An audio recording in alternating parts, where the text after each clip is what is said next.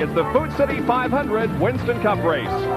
It rained here most of the day yesterday at Bristol, but the sun is out today. It remains very cool, however, and it's a little windy. But nevertheless, all in all, good racing weather.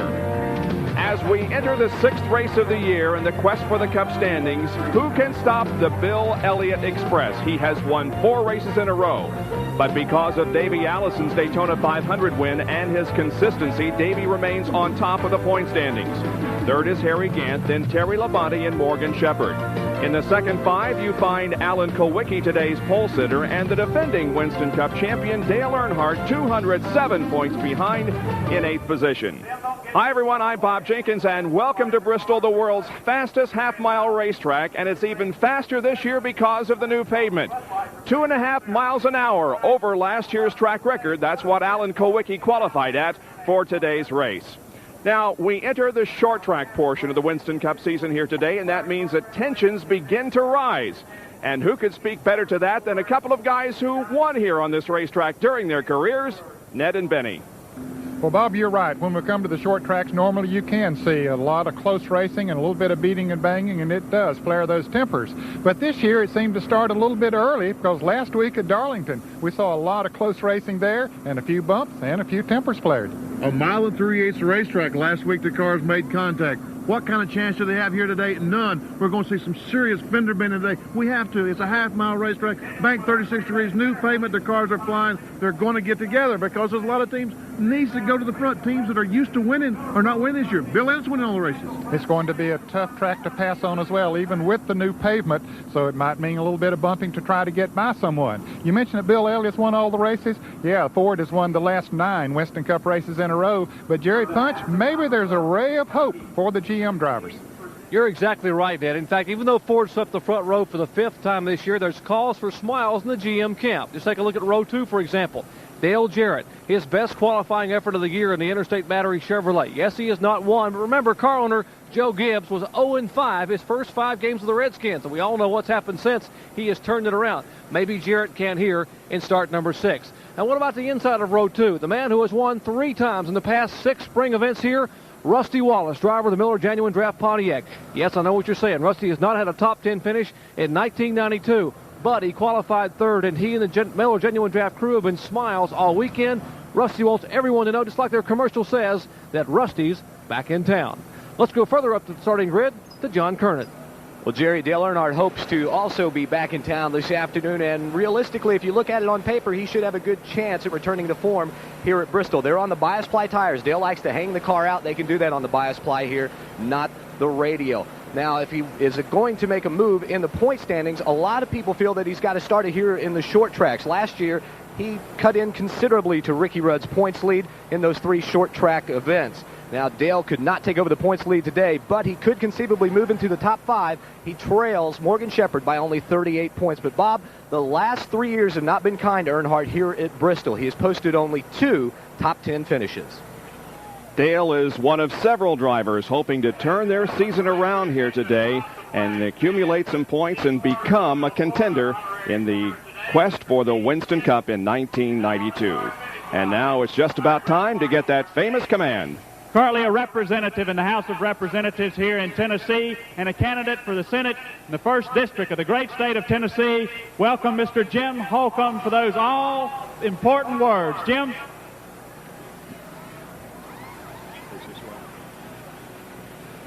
Gentlemen, start your engine.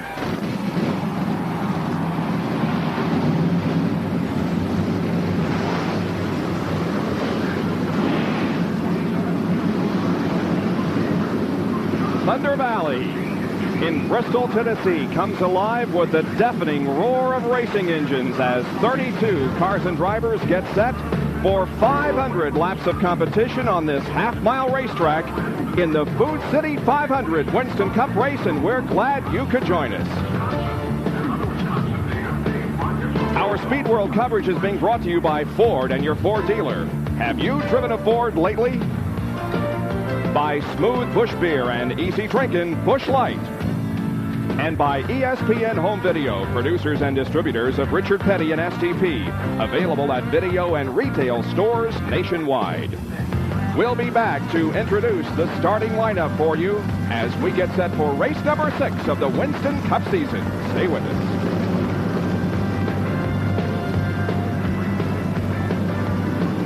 The Gillette Halfway Challenge is coming up in today's race. The driver leading at the halfway point will win $10,000, and a fan at home will have a chance to win a beautiful Chevrolet Lumina Z34. In addition, if you are the correct UPC code from a Gillette product, such as right guard or sensor, you could win an instant prize. Now, to enter, just call 1-900-436-7000 before the halfway lap. The call will cost you 95 cents, and you must be 18 years of age. If your entry is selected and you are called at home, you must name the driver who won the Gillette Halfway Challenge Award to win the Chevrolet Lumina Z34.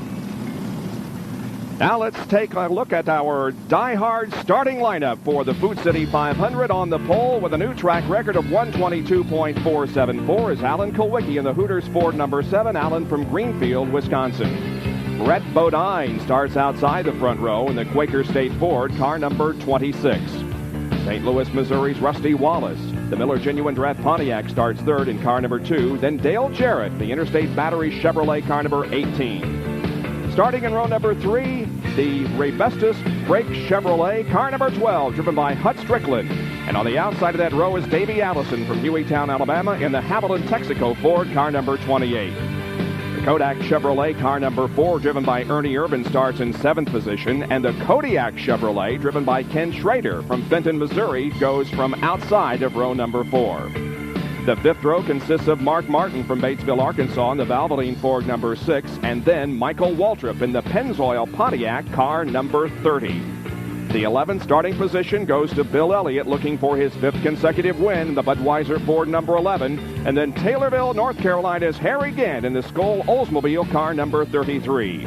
The number 21 Citgo Ford of Morgan Shepherd from Conover, North Carolina, starts in 13th position. Then outside the 7th row is the King, Richard Petty from Mandeville, North Carolina, in the number 43 STP Pontiac.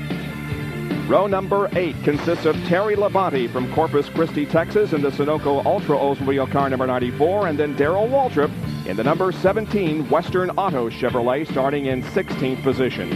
The 9th row consists of Ricky Rudd in car number 5 and defending Winston Cup champion Dale Earnhardt in car number 3.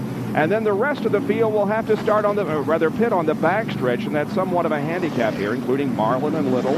Dave Mater driving car number 9 again. Brad Teague is in the 52 car that's normally driven by Jimmy Means, and we'll look at the rest of the starting lineup and tell you that Jimmy Spencer was the only driver who came here and was unable to make the field. In car cameras today, several of them will be riding with Mark Martin in his car, as he has a very good starting position for this race. The number 66 car, driven by Chad Little, the Phillips 66 in-car camera also at work. Morgan Shepherd carries one of our cameras, the Citgo Ford, car number 21, where you can see Bill Elliott just ahead in the Budweiser car, and Harry Gant also. And finally, Bobby Hamilton in the Country Time car. He looks like he's got some lemonade ready to go there in case he gets thirsty during the race. Some of those collector cans on the dash of his car. Taking a look at Bristol International Raceway, just a little over a half mile, 122.4 was the pole speed in 15.667 seconds. We'll go 500 laps, and the field is separated, look at this, by less than a full second. 0.8 of a second separates the fastest from the slowest. Pit areas here on both the front stretch and the back stretch at Bristol, and this is the thing that makes this track so interesting, as the trouble points are off of turn 2 and off of turn 4, the banking. The corners banked at 36 degrees, and the straightaways are banked at 16 degrees. A very competitive racetrack, one of the best attended races in all of Winston Cup competition here at Bristol, as new grandstands have been added. And the Thunderbird pace car now carrying a camera as we look back on the field as it comes down, getting set for the start next time around. You mentioned, Bob, that pitting on the back is a disadvantage. As the day wears on, we'll show you what a huge disadvantage it is for the cars that's pitting back there. And Dale Earnhardt qualified 18th. I think there's 18 cars on the front, so he just barely made, although he would have been able to pit on the front, being last year's champion. In case first choice. In case you missed it, yesterday's race, which was plagued by rain, they didn't finish it until almost 7 o'clock last night, won by Harry Gant. He and the other 31 drivers in this field get set to go as the pace car comes off the 36-degree banking and heads for the pit area. Here comes the start of the Food City 500.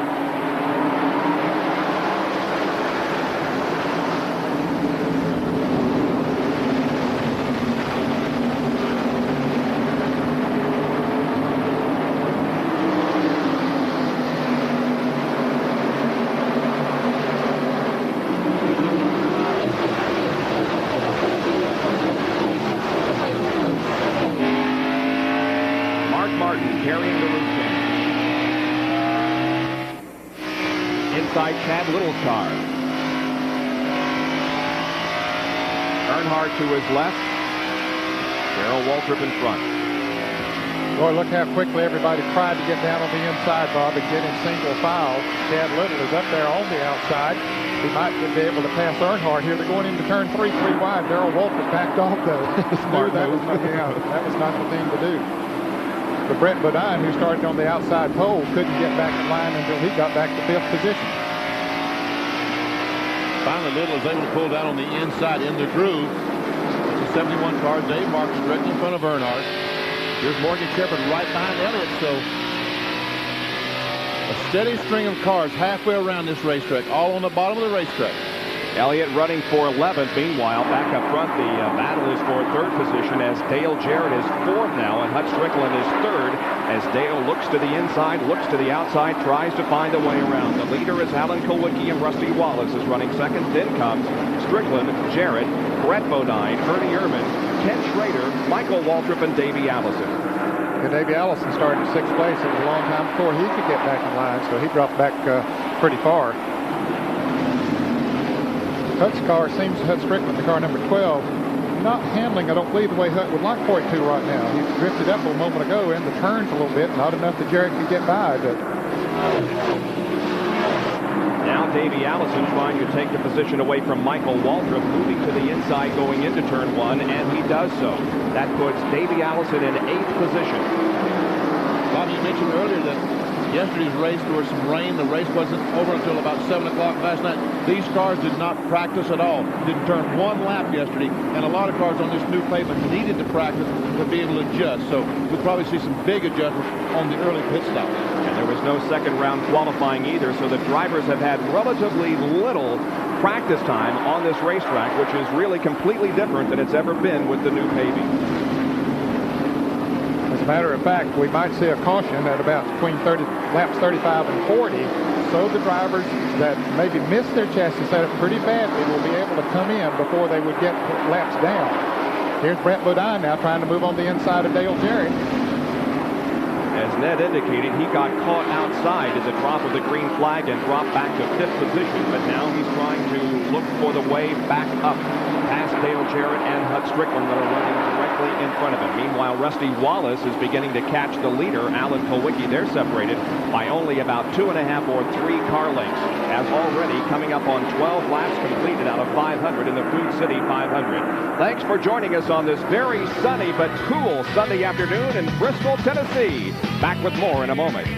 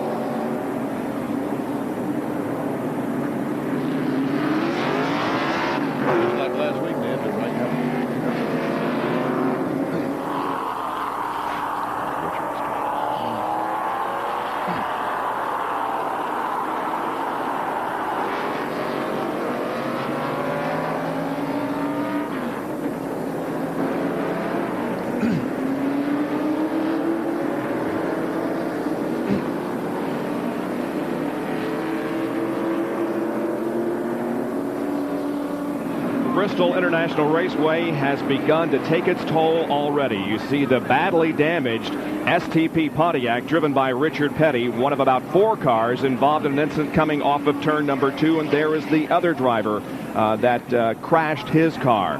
That is Sterling Marlin. In for a pit stop is Bill Elliott as he changes rubber on the left side of that car. Yeah, a little surprising. They've only run about 16 laps, but they might have had a tire going down or something. Here's Sterling Marlin. This is the start-finish line going down in turn 1. Following Ricky Rudd. As he exits turn 2, we'll see the car all of a sudden it just turns right, like he did in Darlington last week. See? The car just all of a sudden, the right front goes down, and into the wall, along comes Richard with nowhere to go. Now, there's a couple of other cars. The Dave Mader car will come spinning in. There's Dave Marcus spinning. Dave Mader also spins. But Sterling's car, just like last week, all of a sudden just like the right front goes flat, like he ran over something. Jerry, how come Bill Elliott made this pit stop here on the 16th lap? Bob, you guys were talking earlier about how that many of the crews were guessing on the chassis setup because they didn't get any practice at all yesterday with the inclement weather and the lengthy Busch Grand National race. Well, Elliott had complained in the first few laps of the car being so loose he could hardly drive it. They decided to go ahead and come in and make a tire change, so they came in and changed all 4 tires. Tim Brewer making the call along with Bill to try to tighten the car up a little bit and so he could drive it and be able to run maybe a little lower on the racetrack and maybe pass some cars. Back upstairs. All right, thanks, Jerry. They clean up the wreckage out in the backstretch. Richard Petty, meanwhile, is going behind the wall. He may be out of the race. They may try to get that car repaired a little bit so we can get back out and earn some more points, but it doesn't look good for the King here as he had a great starting position. This was his 59th start here at Bristol. He has 3 wins on this racetrack, winning both events in 1975. 26 top 5 finishes. Last top 5 was a 5th in 1987. But King Richard recalls some other memories of the Bristol International Raceway in our Petty Moment. This Richard Petty memory is brought to you by Prism, the only spray-away car polish. Bristol International Raceway has been the setting for some tough moments and 3 hard-fought victories for Richard Petty. In 1975, he swept both events at the Raceway, but it wasn't easy. I won a race up there in 1975, and the way I had, we had to put a situation under your arm and you hang on your head because you go around in circles and you can't do anything. So I put that thing on and we run, and about the last half of the race, I didn't even have any feeling in my left arm, and I had to drive with the right arm and still won the race. So I felt like I'd done a good job that particular day. ESPN Speed World today at Bristol International Raceway in Tennessee for the Food City 500. We're 23 laps into the race, and they knocked out Sterling Marlin's car on the hauler as it crashed. And here is how the incident occurred. We'll pick it up in real time at the start-finish line. Everything going fine. Down on the inside is the blue car right behind the orange car, and all of a sudden it just veers to the right as the tire blew or something happened. Then Richard Petty comes in and slams hard into it. He came very close to hitting the abutment there where Michael Waldrop crashed in a Busch Grand National race a couple of years ago. John Kernan is with Sterling. Sterling, we look and see a big black mark up there where he almost crashed through the gate like Michael did. Did you see that thing coming up pretty quick? Yeah, I saw it coming, and this ain't going to be good, but, they fixed the gate, and hey, we get out on luck. We cut our tire down or something. The car just turned dead right in the wall, and we're going to try to fix it, get to Max Plouse, take some feet forward back in the race, and see what we do. Well, I think they blew a left or right front tire once again for the second week in a row, Bob. Yeah, some tough luck for Sterling Marlin, who has had bad luck almost all year long. Jerry Putch has another report on pit road. We mentioned they might put a caution flag out about lap 35 or 40. NASCAR has now informed the crews that on lap 50, about 30 green flag laps from now, or about 28 to 30 green flag laps from now, 50, 52, somewhere along in there, they will probably put out the yellow flag and let all the crews take a look at the tires and chassis of the car. The Goodyear has a great tire. Nothing to do with tire wear. It's the fact that the crews got no practice yesterday to set the cars up. We've already seen Bill Elliott come on pit road. They put a round wedge in his car. He was about 0.2 of a second off a lap, and Tim Brewer said, hey, if we stay out there 2/10 of a second off in 40 laps, we'll get lapped. Also, so we've already seen Michael Waltrip, others have already had to come on pit road, and they couldn't run 20 more laps without getting lapped. So NASCAR, again, planning to put out a caution flag in about 30 green flag laps. And Jerry, I would bet that Michael Waltrip and Morgan Shepherd came in after they were informed that that other caution would come out and say, hey, we won't have to come in then. Everybody else will come in. That'll put us up near the front. I believe that's a little strategy on their part. We'll wait and see how it works out. About every 15 minutes, at least, we will give you a field summary. This one presented by Napa. Watch for your favorite driver. Now, this is as of the last lap. We can't promise you absolutely current information because the laps are like 15 seconds here and positions do change. But this is as of the last lap. Look for your favorite driver and see where he is running in the early going of this 500-lap race. We will go back to green next time around.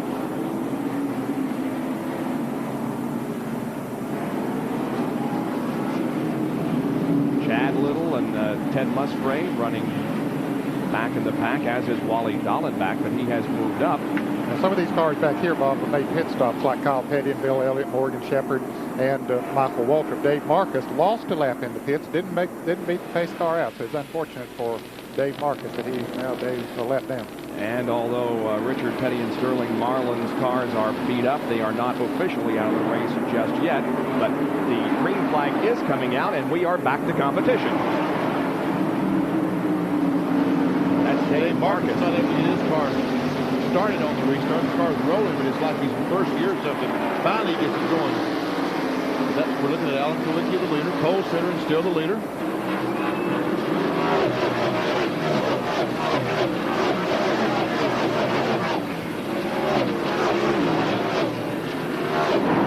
There's Marcus. Last start of the new car has the car up to speed.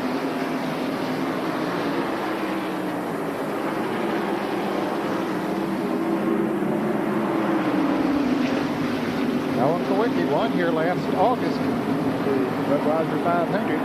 And was so close to beating Bill Elliott in Richmond about a month ago. 18 inches at the finish. Defending champion of this race is Rusty Wallace. He's running second. Hut Strickland remains third. Then Dale Jarrett and Brett Bodine, Ernie Irvin, Ken Schrader, Davey Allison, back to Harry Ganthen and Mark. Bill Elliott is spun coming off the second corner. Morgan Shepherd almost got into it. Wow, the Elliott Express is near derailment here as he has already made a pit stop and now spins coming off to turn number 2, bringing out our second caution of the day. But he stays in the lead lap. Got the car going. And he did not get hit, but as you indicated, Morgan Shepherd came very close to hitting Bill Elliott as he spun there in turn number 2. So cautions have been the story here in the first 32 laps of the Food City 500. We'll be right back.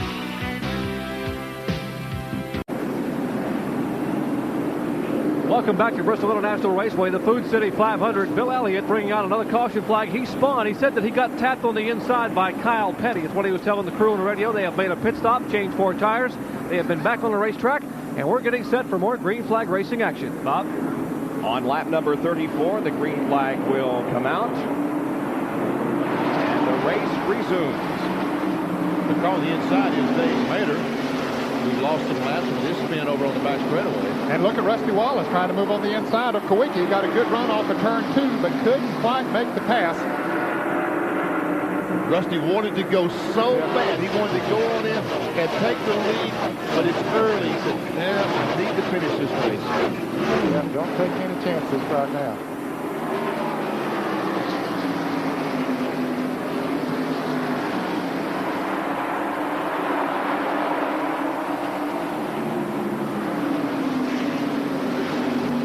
Putting the car length or so on Rusty Wallace. Here comes Earnhardt trying to get by Rudd. They go side by side into turn number 3. He forces Rudd to the high side, and Dale Earnhardt picks up that position, and that puts him now in 12th. Riding with Chad Little as he is behind Ricky Rudd, and Earnhardt just ahead of Ricky. So he's picked up 6 positions. He started in the 18th position. A couple of those cars that were in front of him made pit stops, but he has done some passing as well. Dale Earnhardt with 7 victories at this racetrack. The most recent was in 1988, the fall race. And Michael Waltrip, we're right behind Michael Waltrip, and he's with some smoke coming off that right front tire. He's made some contact with someone, knocked the sheet metal on the right front. I guess we can't sit in this camera position, but I saw him as he rode by a little bit ago. There we see the 30 car. And the word is that Dale Jarrett, who currently is running in 4th position, may have a tire going down. There's Dale running behind Hut Strickland. That red and white car, number 9, leading this group, is not on the lead lap. That's Dave Mader.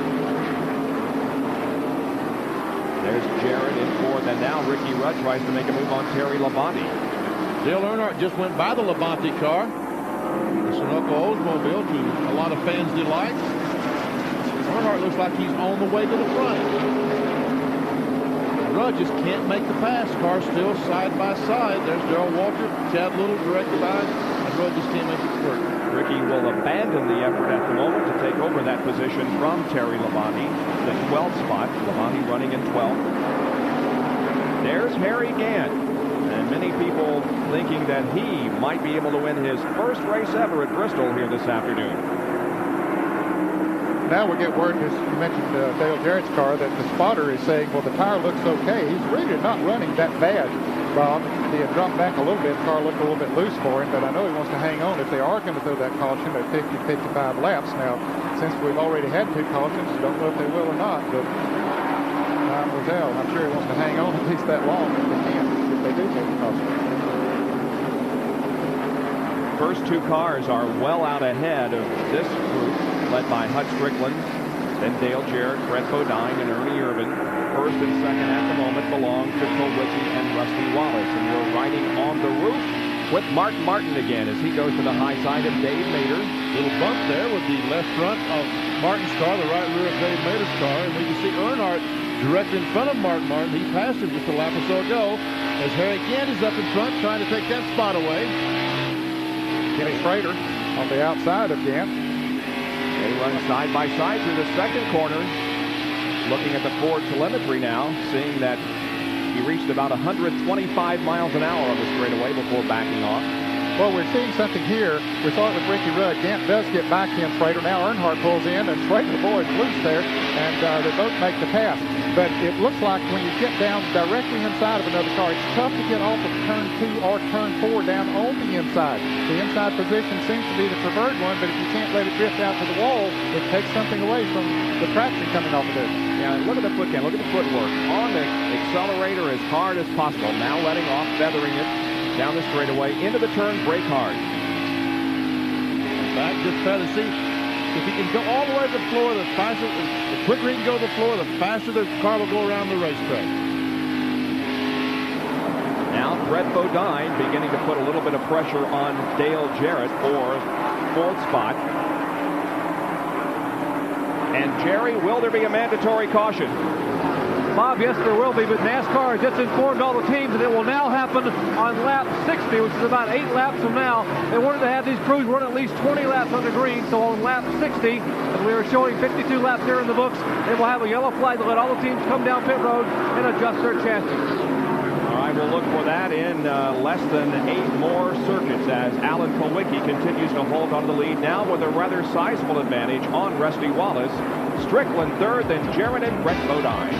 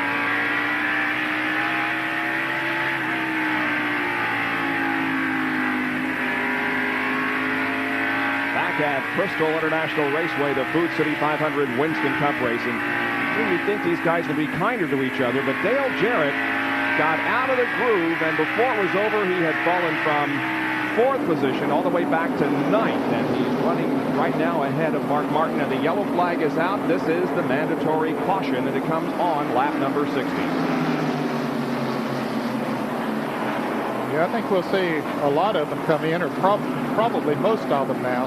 Again, this is not mandatory that they have to come in, but they can come in. NASCAR is allowing them to come in and not lose any laps on the racetrack. They may lose positions, but not lose any laps.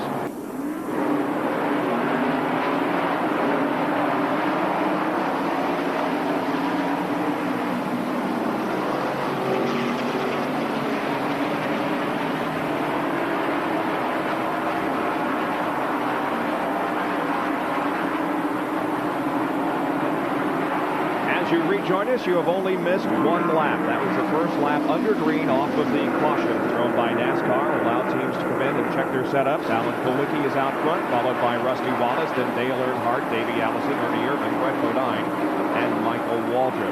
Jerry, an update on the Mark Martin car. One of the unfortunate things that happens when you don't have limited practice on a track, Mark Martin's in a brand new race car, and he says he has a very significant brake problem. The brakes are very, very soft. They didn't get a chance to really bleed the brakes and practice much. They came in twice during that caution flag to bleed the brakes. Mark has just radioed back to the crew that the brakes are still awfully soft. He has very little pedal. He's running in 24th position as we look at the foot cam once again and the telemetry, the Ford telemetry.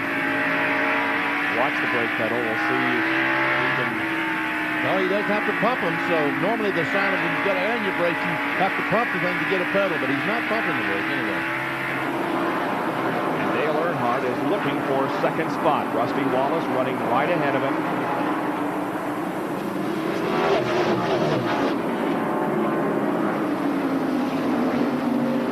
Earnhardt's car is a little bit faster than Rusty's right now.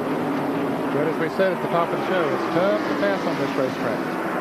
Even though it's wide, the banking has been smoothed out with the new pavement, it's still, there's one place around this racetrack that you can go faster than anywhere else, and it takes most of the racetrack to get that one group. Well, the racetrack does look fabulous. These cars just don't bounce around like they used to. The paving job looks like it's a fabulous job. All the drivers have complimented the paving job done here by Larry Carrier and the crew. And John Kernan has a report on pit road. Well, Bob, Dale Jarrett got really loose. He thought he had a right rear tire going down. This is the right rear tire off of that car. You can see the temperature distribution. They took it off the car and measured it. 170 on the outside, 175 on the inside, 180 right here on the inside, 175 in the middle, I should say. That means it was just, they just missed the setup. He was just loose, and they put 2 rounds of bite in the car. He should be fine. All right, John, thanks for the report on Dale Jarrett, as Dale now runs back in the 12th position. And another Napa Field summary for you. Again, we try to do this every 15 minutes or so, and this is as of the last completed lap. Earnhardt keeps trying, and he may have him. He may have position. And they go into turn number 1, and Earnhardt pulls alongside of Rusty and takes 2nd position, and Davey Allison will come along in 3rd, and Rusty loses 2 spots. And the lap before, Brett Bodine had passed Ernie Irvin. There he is, the green car, right behind Rusty Wallace. I'll tell you, boy, once you get out of that groove, I mean, they'll go right past you. Show no mercy. That's what they're doing, racing, isn't it? They're racing. They're trying to get to the front. Now, can Earnhardt catch the 7 car up to Wiki? Well, certainly the Chevrolet fans hope he can. Ford fans hope he can't. Allen has about a 10-12 car length lead on Earnhardt, but he appears to be closing in as they go down the backstretch. There's a 28 car. Looks like he may be gaining. Oh, here comes Brett Bodine, and there's some rubbing. Bodine and Wallace exchange some paint, and not only Bodine, but also Ernie Irvin able to pass Rusty Wallace.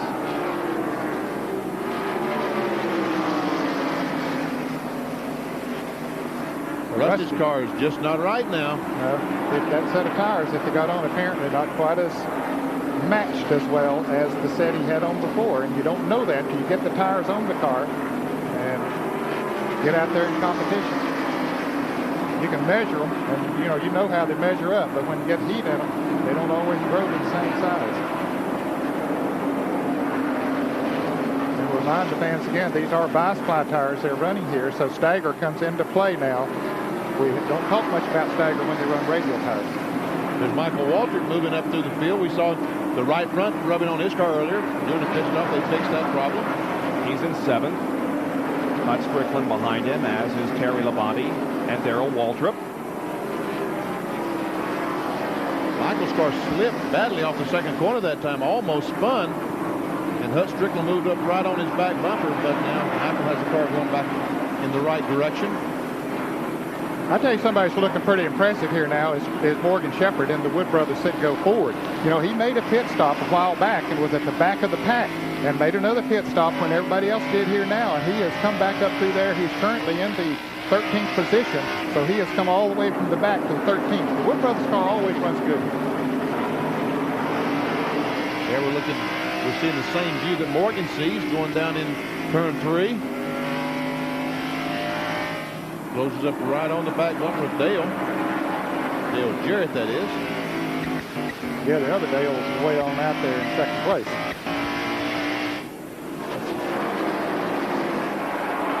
Yeah, there's the other Dale, that black car right going in turn 1. He's running second place currently. That's Wally Dallenbach directly in front of him. Look at the serial scoring on Dale. Started 18th at lap 30, was in 13th, moved up to 9th. At the end of 50, was 9th at the end of 60 laps, and now at the end of 85 is in second spot.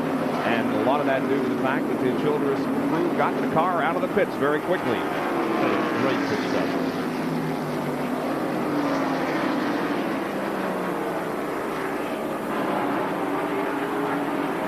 But Alan Kulwicki continues to have command of this race. He has led just about every lap from the drop of the green flag, was the pole sitter of this event, and if he should go on to win this race, he will pick up in Unocal bonus money, $22,800. All the big money was lost when Bill Elliott won the race in Richmond from the pole position. $197,000 or something was the Unocal challenge then.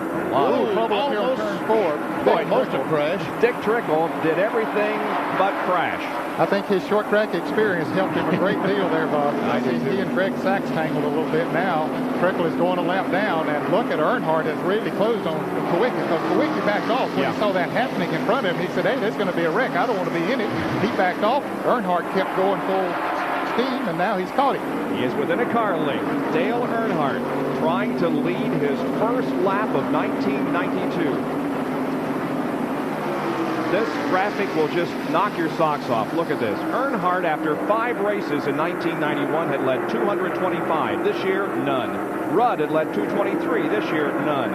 Irvin, Martin, and Jeff Bodiner, also drivers that had led laps at this time last year, but have not led a lap in 1992. Here's some traffic. Now, this may be where, because Jeff Bodine in the 15 car certainly does not want to go a lap down. He's not going to make it easy for Kulwicki to get by. He almost spins. Jeff had it sideways and saved it. And now look at Earnhardt trying to get by. He's looking to the inside. Can't do it, though.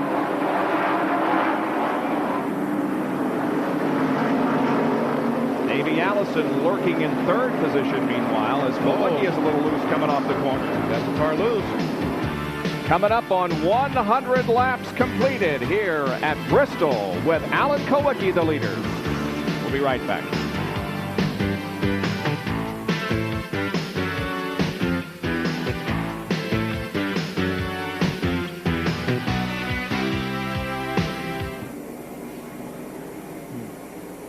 This is interesting, isn't it? Alan's going to try up top. Earnhardt says, good.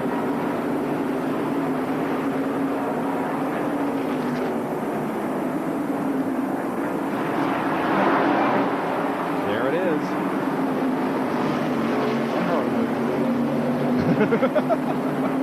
Whoops. Load up.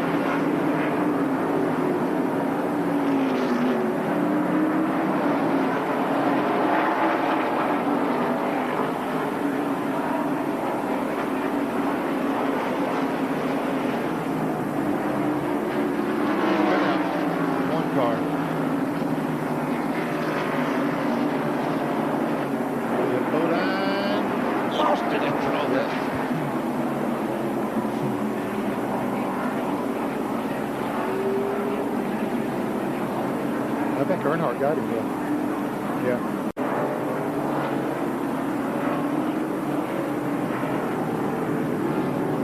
Who's on top? Welcome back to Bristol International Raceway. Under caution once again for a spin as Alan Kawicki just makes a push on and off pit road for fuel. Earnhardt, who had just taken the lead moments ago to lead his first lap of 1992, getting service from the Goodrich crew. They changed right tires already, now changing left side tires. You see a wide shot of the pits as Earnhardt comes out. Here's Davey Allison zooming by. Allison just nips Brett Bodine. You see the second car off pit road. But remember, Alan Kawicki came in and took only fuel, apparently, no tire change. All this because of a spin involving Rick Mast in the backstretch. He's okay. He spun, and here is the tail end of it. Doesn't look like he made any considerable contact with the retaining wall. Just before that, however, Dale Earnhardt had passed Alan Kawicki to lead his first lap of 92, and this is how it occurred.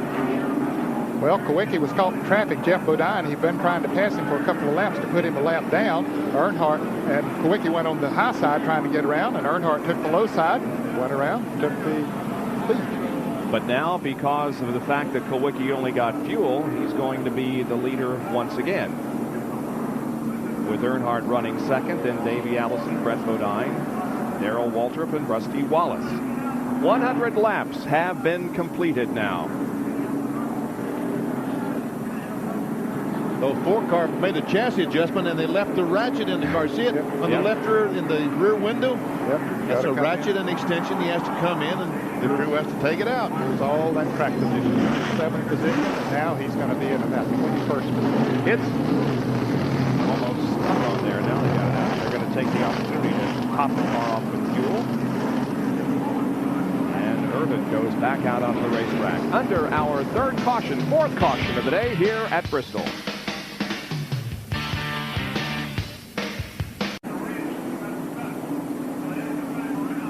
Reminder, right after our Winston Cup race here at Bristol at 3:30 Eastern Time this afternoon, more racing, the America's Cup Defender and Challenger semifinals from San Diego, California. Jerry? And Alan Kawicki just sort of ducked on pit road just moments ago in the caution flag. No tire change, just a little bit of gas and off.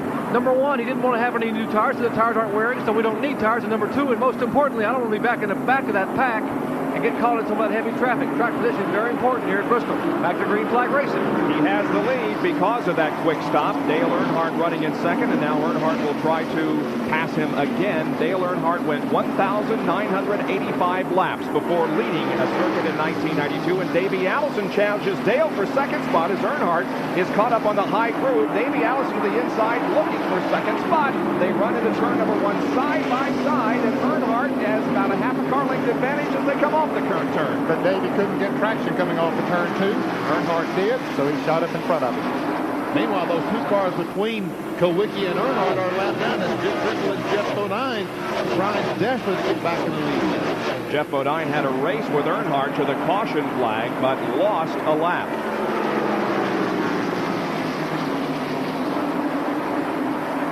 Well, this is the break that Kawicki needed.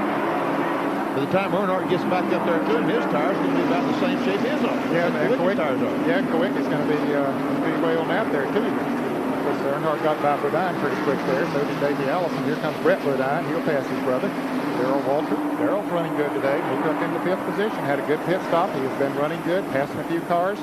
And he just passed Jeff, with whom he had a few words for last week at Darlington after an incident out in turn number one. What you get right now, you get caught up on the outside. You just can't get the traction you need to go. Earnhardt, the only guy we've seen able to make a good move on the outside when he stayed in front of Davey Allison just a couple of laps ago. There's Earnhardt closing in on Dick Trickle. Trickle is a lap down, running 22nd. There are 21 cars on the lead lap.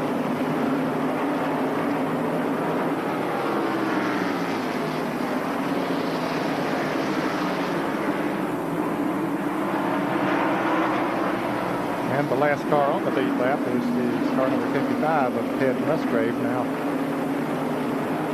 he and Mark Martin are back there together. Mark's car was already identified that he has a brake problem.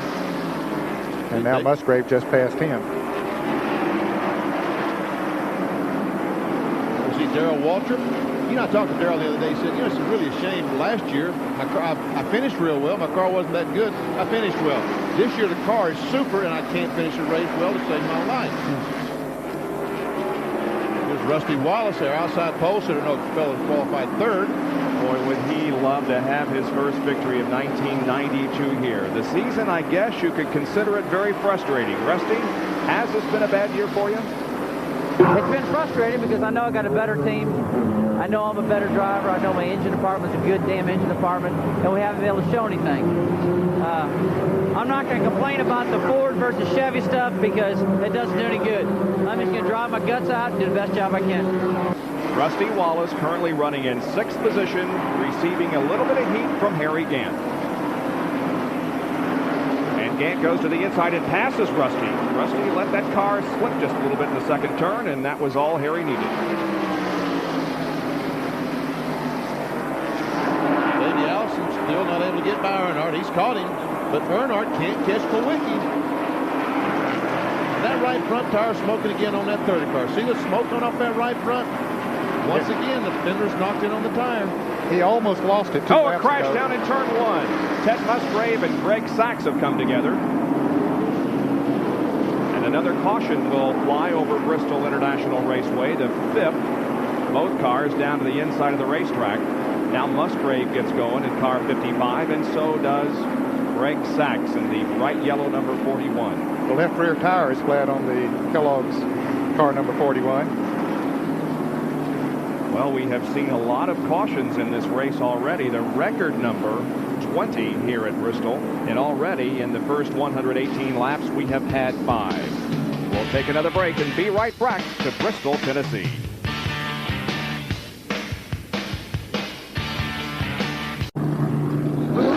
Bristol International, looking out of the roof camera on the Valvoline Ford Thunderbird and sitting on pit road. And the crew now under the hood of that car. They have a problem with the carburetor. Apparently some skipping or missing in the car. We reported earlier they were having a brake problem, and this is a brand new race car. They've got some significant sheet metal damage in the front of the machine. In fact, the front grille has been all shoved in. They had trouble even getting the hood up. They thought maybe the hood, which is buckled a little bit, may have been pushing down somewhat on the air breather, which may have affected the linkage to the carburetor. But that's not the problem. They have the breather off, and now Jack Roush and the rest of the team of the Valvoline car under the hood, but he is losing some valuable time. Even though it's under caution, he has lost at least a lap or more here in the pit. Yeah, Jerry, he has lost 2 laps, and Mark Martin remains on pit road. Why are we under caution? Well, this little incident down in turn 1. This is Greg Sachs in the yellow car, Ted Musgrave in the white car. Sachs in the Kellogg's cornflakes. The 55 car is a Jasper Engines car. I don't know what happened going in turn 1. First time we see them, they're going round and round. What was the left rear tire was flat on Sachs' car in the end? Yeah, and of course he has been in the pits and has that squared away. Ted Musgrave as well is back out on the racetrack.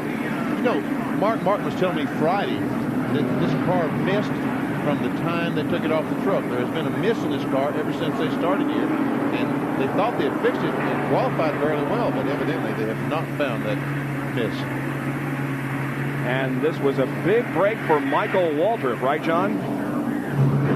You got to believe that, Bob. They have not had a lot of luck this year. Maybe their luck is changing for the better. Michael had a right front tire rubbing. He was going to pit anyway under green. Well, fortunately, the caution came out for him. They were able to come in and check the right side tires, put on 2 new right side tires, and also pull that fender away. So a big break for Michael. His crew chief, Billy Engel, told me this morning the hardest part of their job this year has been keeping their heads up because luck has not gone their way. That accounted for the smoke that we saw coming from the right front of that car. We're about to go back to green. And Alan Kulwicki, Dale Earnhardt, Davey Allison, Brett Bodine, and Darrell Waltrip are your first 5. Boy, Kulwicki got himself a good jump so he didn't have to address that lap traffic on the outside going into the turn. Earnhardt did so as well. The last time Earnhardt got caught out there on the outside, and it cost him. Riding with Bobby Hamilton in the Country Time car. That's Brad Teague in the 52 car. As you said, normally driven by Jimmy Means. Brad Teague driving this weekend. Kyle Petty on the outside of him.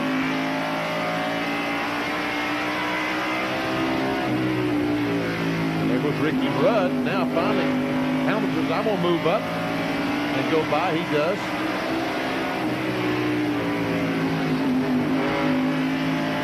Bobby Hamilton right now is... I think it's a lap down, Bob. Yep. He's currently being shown in 24th position. Right. Actually, he's Got the car sideways as he came off the corner. We saw that quick movement with the steering wheel to save the back end. Kowicki and Earnhardt are up front, and Dale is right on the back bumper of that Hooters Ford. And another field summary for you as in just a moment. Get ready to look for your favorite driver and see where he is running at the end of 128 laps of this event.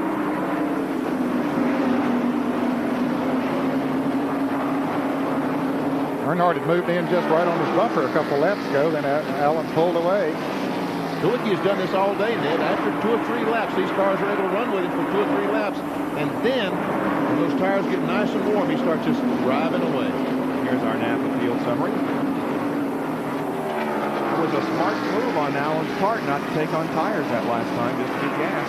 Yeah, I didn't agree with it, but it looks like it was obviously the right thing to do because his car must have been handling the way he wanted. He didn't want to take any chances on putting those tires on and changing the stagger. And here's Davey Allison. Goes up on the back bumper of Earnhardt trying to get by him. And our condolences to all of the Allison family as Davey does go to the inside and pass Dale Earnhardt. Davey Allison now second on the death of Pop Allison, who passed away on Wednesday evening after a long battle with cancer. That's Davey's grandfather, Bobby's dad. We'd like to also update you on the condition of Doug Wolfgang. A lot of drivers and crew members were talking about Doug down in the pits this morning. Doug had a very serious sprint car crash at Lakeside Speedway in Kansas City on Friday night. We did receive the latest information today, and he does have burns over 30% of his body. He has a fractured vertebrae and a concussion and has a long road to recovery. He also inhaled some firefighting material, and there is concern about his lungs. So we'll keep you updated on Doug Wolfgang. The side of that 12 car driven by Hut Strickland that is owned by Bobby Allison has Pop on the side of it in remembrance of Pop Allison. Of course, Hut's wife, Pam, is granddaughter of Pop Allison. She is Donnie Allison's daughter. And Al Petty going around him. Yep, this is about 8th spot, I believe. 9th spot.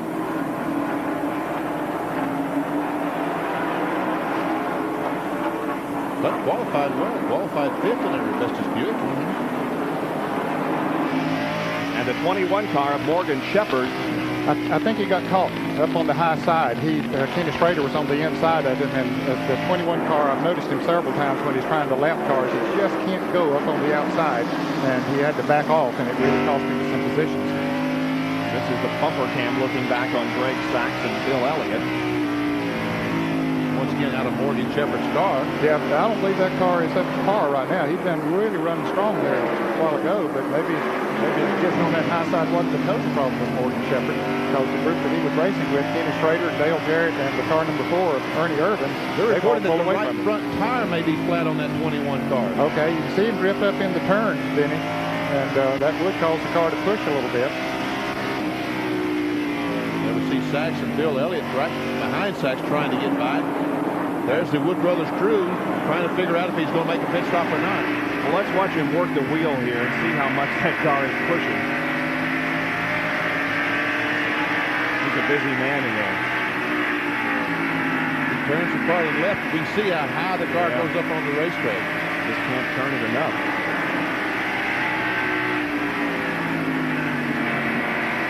This is the only race this year that the teams have run the bias ply tires. So they've worked with them for years and years, but they're now getting accustomed to the radio tire. And here comes Hut Strickland on pit road.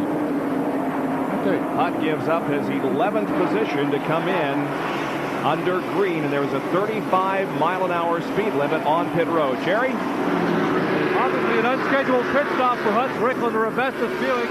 Vestas Chevrolet, I should say. They will change right side tires. His car not been handling very well the last couple laps. Evidently had a tire going down. They changed tires. He is down and away. Let's go to John Turner for an update on Morgan Shepherd. John? Jerry, the spotter who said the tire looks fine, what Morgan thinks may have happened is that the stagger may have closed up. As we said on the radios, you don't worry about the stagger, but you do on the bias ply, and you're not really quite sure exactly what's going to happen to that tire and the stagger when they heat up. So they're going to ride it out as long as they can, but right now they just think it's a problem with the stagger. Boy, he's going to go a lap down before long, John, because Alan Kowicki is coming up on him very quickly back there. And coming back into the hunt is Richard Petty, who was involved in an incident very early in the race. And there isn't front end on that car. However, Richard Petty goes back in competition. Well, that thing's considerably shorter than it was, huh? Yeah, it sure is. That's too bad. Here is Morgan Shepherd now coming into the pits. They decided they couldn't wait any longer. Let's go back to the pits. John Turner. Well, as you pointed out, he was very close to going a lap down, so they will go ahead and bring Morgan in. It will be a right side change only. Eddie Wood getting that right front tire off. It does look like it's still inflated, though. It doesn't look to be flat. We'll check that out. They get the right sides on. The car is down, and Morgan is away. And the problem on Hut Strickland's car was a bad right rear. So a couple of drivers experiencing problems here as Morgan Shepherd goes back out onto the racetrack, and we'll watch that car build up speed and enter the groove in the backstretch. 16 degrees of banking there, now into 36 degrees of banking in the corners. We're 147 laps into the Food City 500 with Kowicki still leading.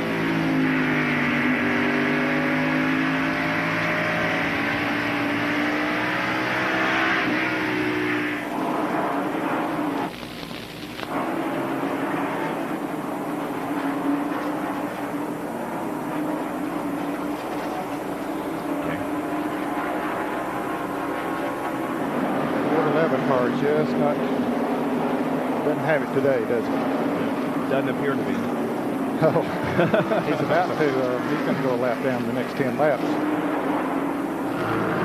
Kowicki doesn't know whether he's got a tire going flat or whether he just has them worn out, but he's talked about he needs right side tires. He would like to get a yellow flag, but... Okay.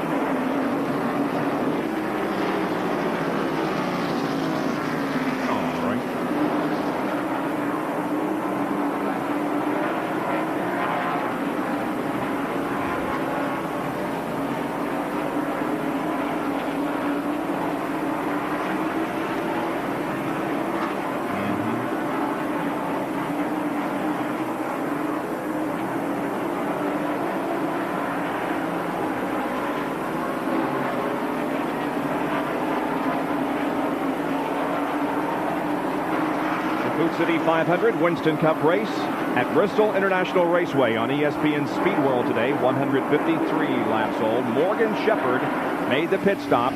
He dropped to 21st position a lap down, and a crash over in turn number 3 involves Bobby Hamilton. He rolled pretty hard. Yes, he did. And there's a part of his tire, something rolling around over there. He's sitting right in the middle of the racetrack. These guys are trying to beat the 7 car back to the start-finish line. And Bill Elliott and Derek Cope both did. They were about to go a lap down. Yeah, it's a real break for Bill Elliott because running back in 16th position, he was very close to going a lap down. We'll replay this incident involving Bobby Hamilton. Here's coming down. Oh, he makes some contact. He and Rudd get together after he ran into the wall. And now he goes up and spins around. And once again backs in the wall. Now, here comes a tire off someone's car. Is that off Rudd's car? Where's this tire that's rolling down the racetrack coming from?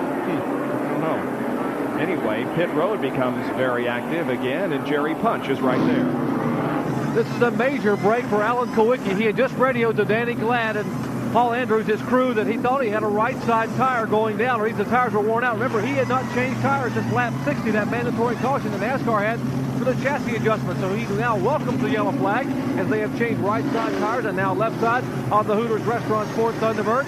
Our leader getting a break here by virtue of the yellow flag. Darrell Walton is down, Harrigan is down, and now Alan Kowicki will try to win the race toward turn 1.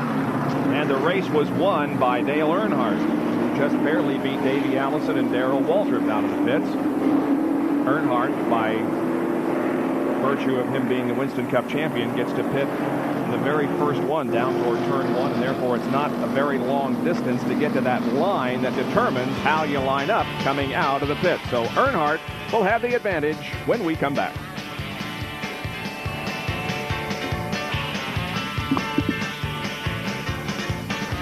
Remain under our 6th caution of the day here at Bristol, as a crash up in turn number 1 has slowed the field again. And this is the reason why. Here's Bobby Hamilton coming out of corner number 2, making contact with the wall back there. And Rudd, he slowed down so dramatically, Rudd couldn't stop and right in the side of it. And then he spins all the way down into turn 3 and up against the wall, and you can see a tire came off of it. It doesn't look like, it looks like the outer tire has just come off of the rim. Exactly, but he drove the car around. I looked, it had tires on it, so he must have knocked off the right front and the car riding around on the inner liner. Here's from the in-car camera shot. He kept doing some serious driving, trying to save the car. There's the tire. Ooh, and who was it? Dale Jarrett just missed it. But the main thing is the 94 car of Labonte just missed the 68 car of Bobby Hamilton. Let's go to Jerry Punch, who is in the Alan Kulwicki pits. Well, it's sometimes better to be lucky than good, but Alan Kulwicki is both today. He's been very good and very lucky. Let me show you these right side tires. The right rear tire rubbing significantly. They had to pull some of the fender out, but also the right front tire was rubbing. In fact, they put a spacer to try to offset the right front tire. He did not have a tire going down. He had a tire being chewed up by his own fender. So a break for Alan Kulwicki, our early leader. And boy, there is not much rubber on the outside of that tire. It doesn't take a whole lot of rubbing until you're right through the fabric. A 1/4 inch maximum is the thickness of those tires. And another field summary. This one brought to you by Autolite. Earnhardt back in the lead. Because of, again, quick pit work and the fact that he's pitted near turn number 1. See, Kulwicki dropped all the way to 6th in that pit stop because of the extra work putting that spacer in there. It took him a little extra time. And you notice there that Bill Elliott was running in 15th spot. Still in the lead lap. Numbers to the right are laps down for that particular car. And Marcus in car number 71 is listed as out of the race. And Richard Petty, although he is 130 laps down, is back in competition. Marcus had an engine problem, Bob, a little bit earlier. And we're setting up for the restart. There's Elmo. Elmo brings her down off the banking, and here we go again. 62,300, a record crowd here at Bristol watching the Food City 500. Shepard trying to get a lap back. 21.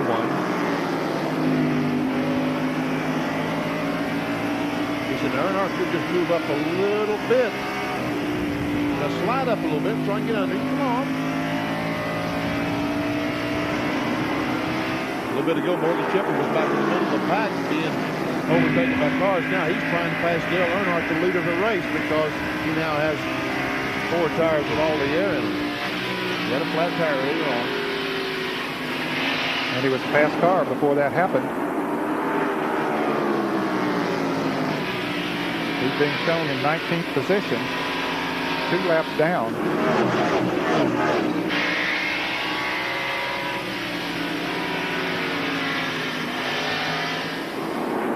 See Davey Allison there in 2nd place. Not too far behind him is DW. Darrell Waltrip in 3rd. And not too far behind him is Brett Bodine.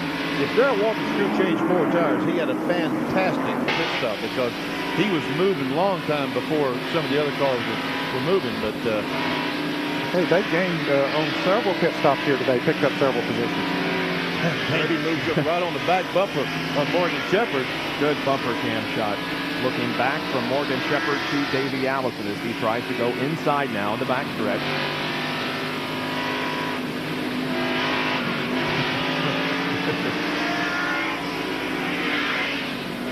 Waltrip, meanwhile, in 3rd spot, has won 11 times on this racetrack. He has won the spring event 5 times and the fall event 6.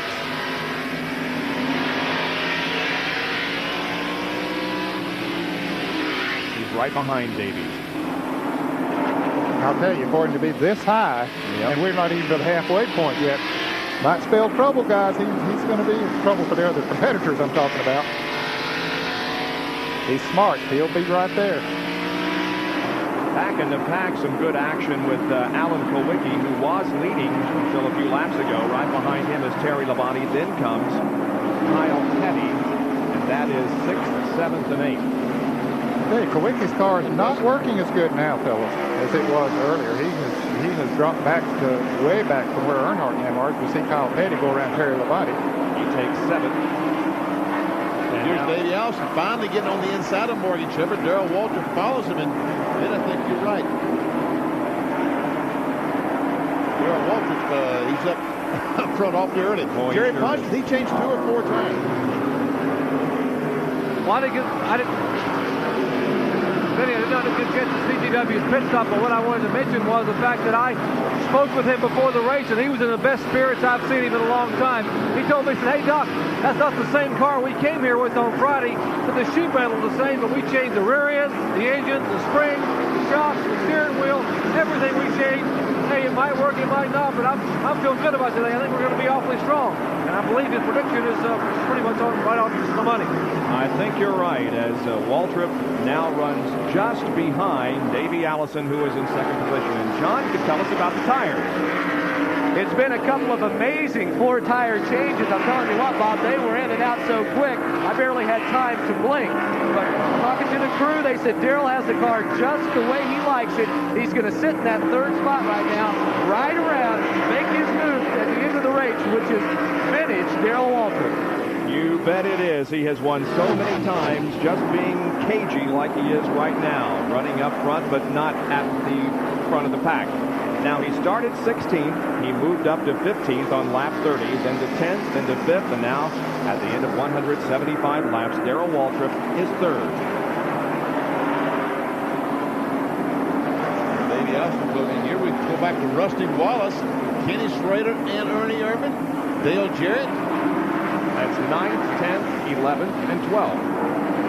They are at least half a lap, maybe a little more. Yeah, they're a little more than a half a lap behind the leaders. They've been caught in some lap traffic back there and had a tough time getting around them. Now Rusty drifts up, and here comes Kenny Schrader down on the inside. Here comes the 4-car of Ernie Irvin. He'll take the measure of him as well. Dale Jarrett will try to move on the inside too. So Rusty loses 3 positions in a half a lap. That is how it's done at Bristol. You get up out of that low groove and zoom, zoom, zoom. They go by you. They want Davey Alston's close up right on the 2-3 abreast there coming off the corner. Yeah, Rusty, something's happened to his car. He is definitely off the pace. Michael Waltrip just narrowly escaped. Look at this. Davey Allison is alongside Dale Earnhardt into turn number 2, and I believe he's going to get him. Yeah, Davey goes to the front, and here comes Darrell Waltrip. And Brett Bodine drives right in there as well, takes over the 3rd position. So Earnhardt in 1 lap goes from 1st to 4th. And Rusty Wallace is coming in, Jerry. Exactly. It's just the same kind of fortune some of the other drivers have had. Apparently a tire going down on the right side. We've already seen a couple of right rear tires go down. One on the Hunt Strickland car about 20 laps ago. The Rusty Miller Genuine Draft Pontiac team changing right side tires. The defending champion of this event will go at least 1 lap down, maybe now 2 laps down, and they will try to change left side tires. They're not really sure which tire it is, so rather than take a chance on losing a race car altogether, they will change left side tires. And now the leader will come by, and he will go 2 laps down, and he's being held down in the pit by the NASCAR officials. Tough break for Rusty Wallace, the defending champion of the race. Meanwhile, it's Davey Allison now out front, with Darrell Waltrip running 2nd, and Brett Bodine. And it appears as if Dale Earnhardt has lost the handle, and he's coming in. Dale Earnhardt comes in for a pit stop. We'll tell you about it in a moment.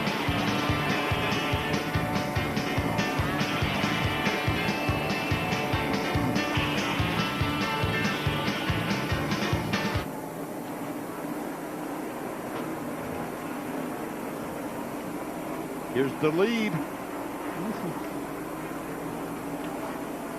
Thank you.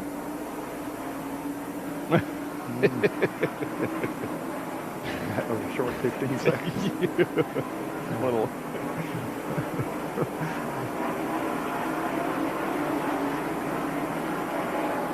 What did he lose? Just 1 lap or 2?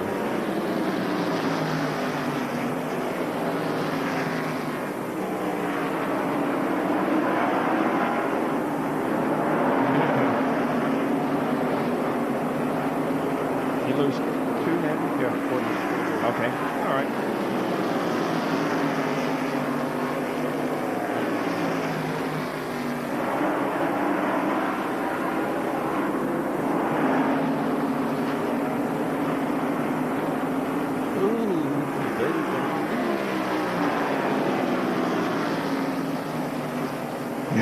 Yeah, I was thinking about that. Yeah. Right here. Yep. Right here is another thing. Look at Earnhardt.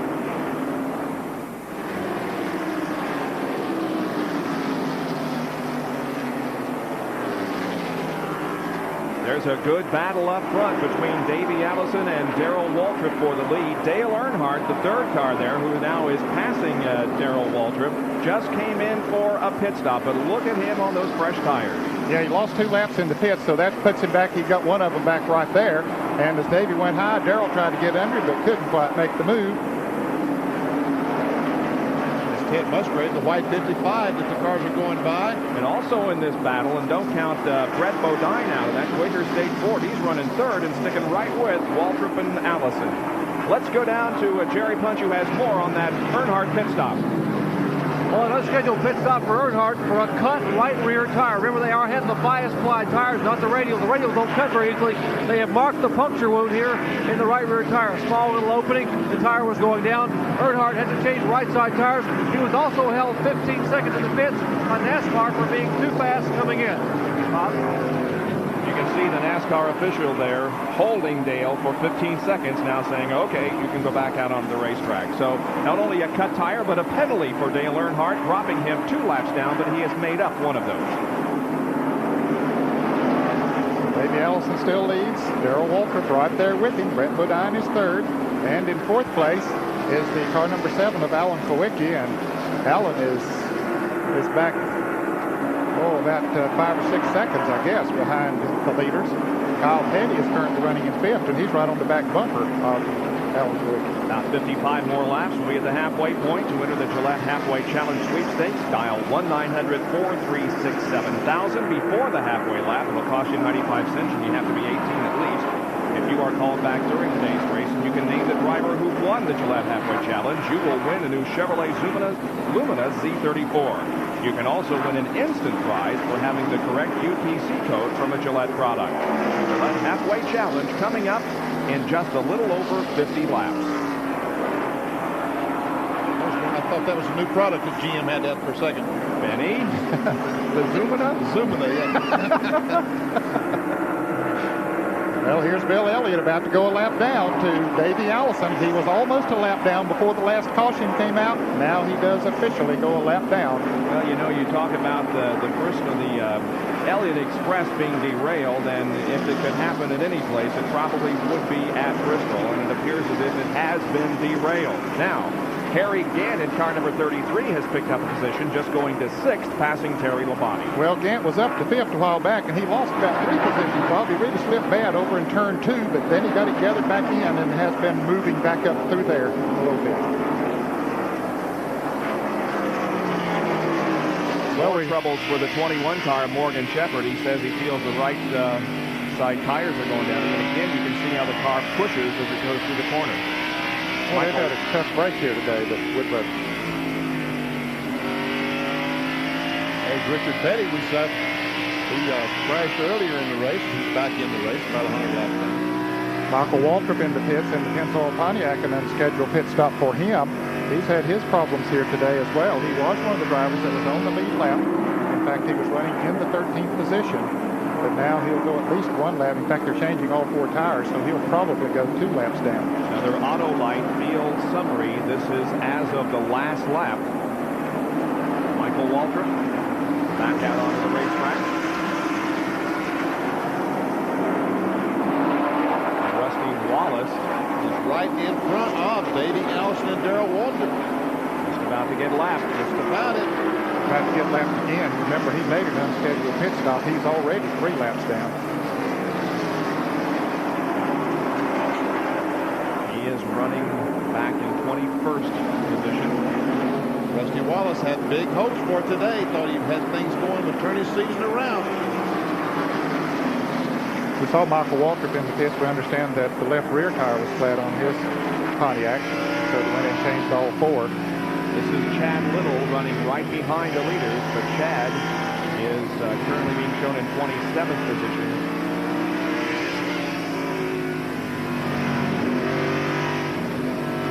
Phillips 66 in-car camera.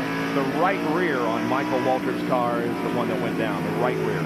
Good old BW, we see him just up at the left of our screen. He's right on the back bumper of Davey Allison. He might have that Western Auto. Oh, Darrell, what are you doing up there, son?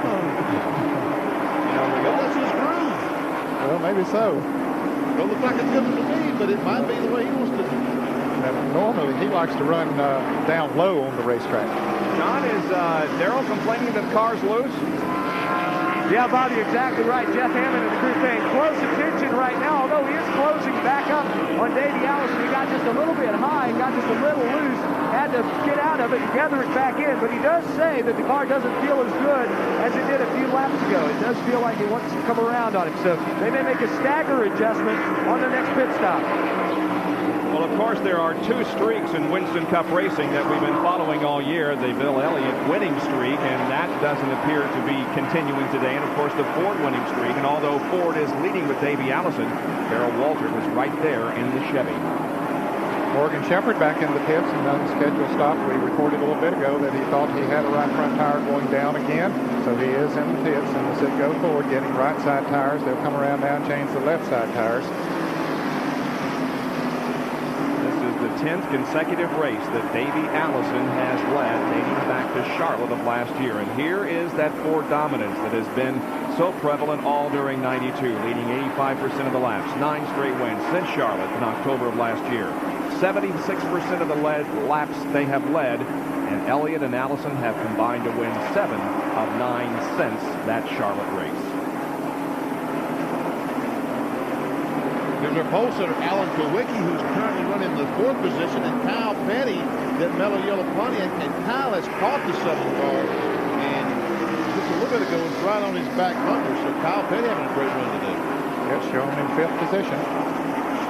About 2 seconds behind them is Harry Gant in 6th, then Terry Labonte, then Ernie Irvin, then Ken Schrader, then Dale Jarrett, and then the car number 10 of Derek Cope, who is about to go a lap down. He's the last car on the lead lap, currently running in the 11th position.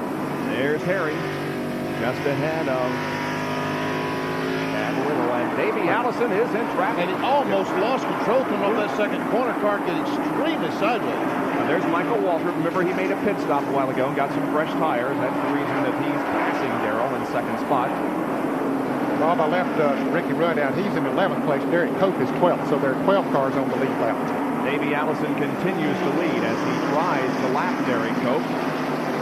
And now the 7 car of Alan Kowicki pulls alongside of Bill Elliott, and Alan Kowicki having a little bit of handling problem. Here's Petty also passing Bill Elliott. So we're nearing the halfway point. It's lap 216 out of 500 at Bristol International.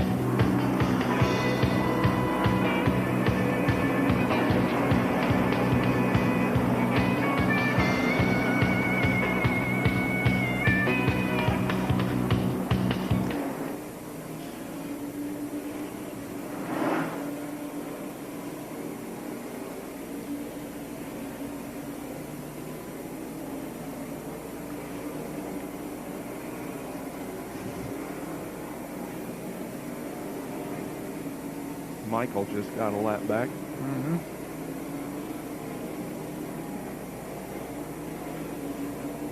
Does that put him back on the lead lap? No. No. No, he's still 2 laps down. Okay. Because he was about 2/3 of a lap down before he came in, and he lost 2 in the pits.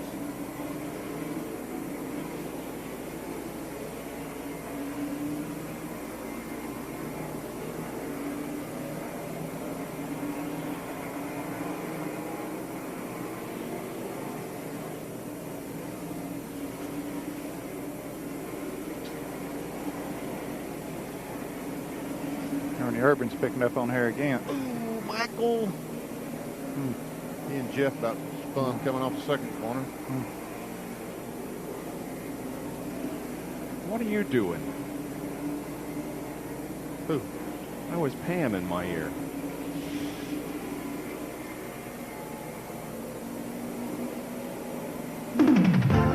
Winston Cup Racing on this Sunday afternoon on ESPN. The Food City 500. We're live at Bristol International Raceway in Tennessee for race number 6 in the Winston Cup season for 1992. Our Speed World coverage is being brought to you by Quaker State. The Big Q is One Tough Motor Oil. By Suzuki and your Suzuki dealer. It has the ride you've been waiting for and the financing to get it. And by Goodyear, #1 in tires.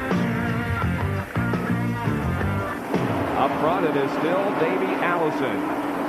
Just ahead of Darrell Waltrip. Darrell now putting a threat.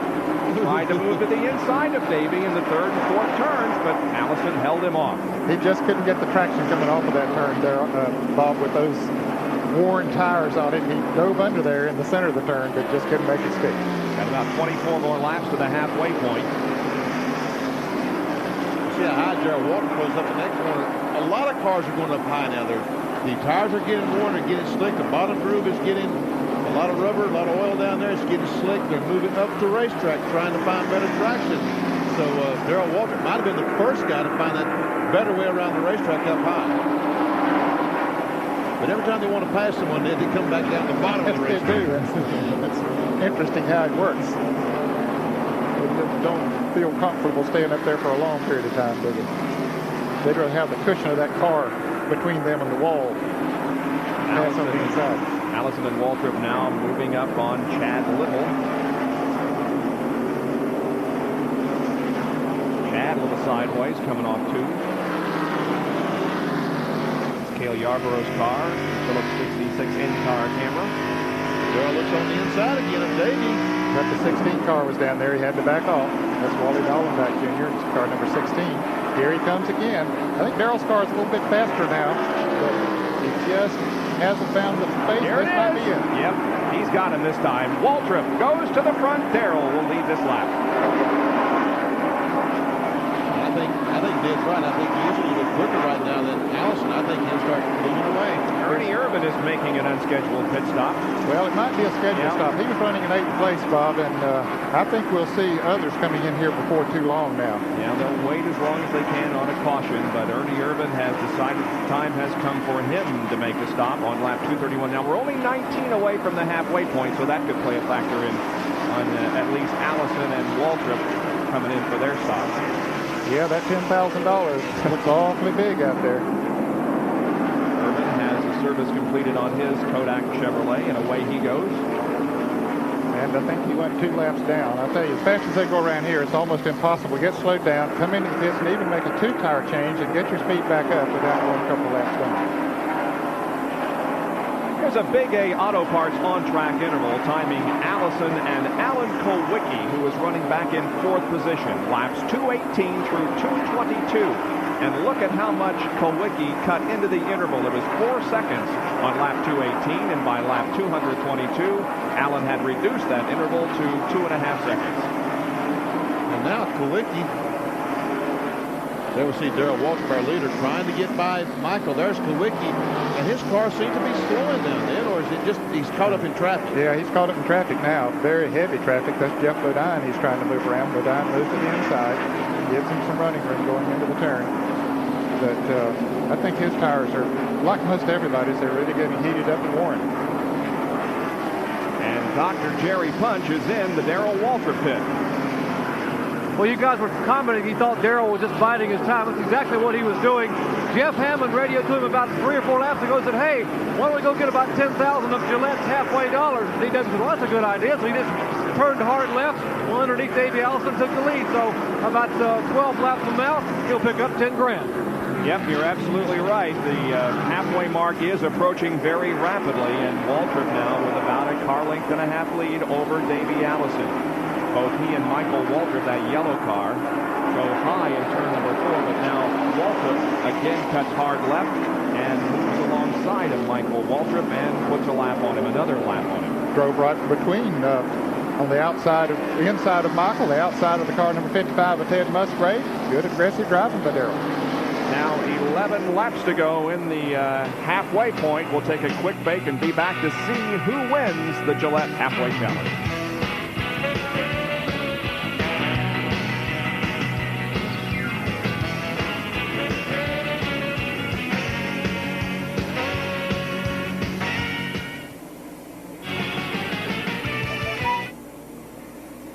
Yeah, I know. Yeah, we need a thunderstorm. How long is this break? Okay.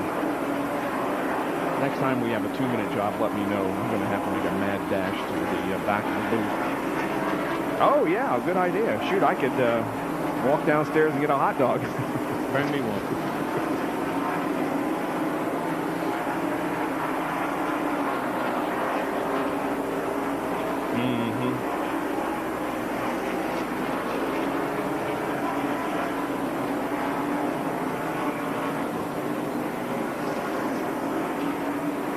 DW's tough. Yeah, he's running good.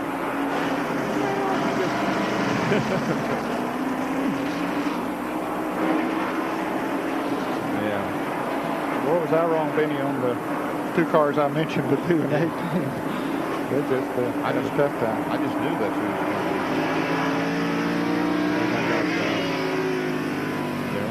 I'll take it. I'll give you $10 for it.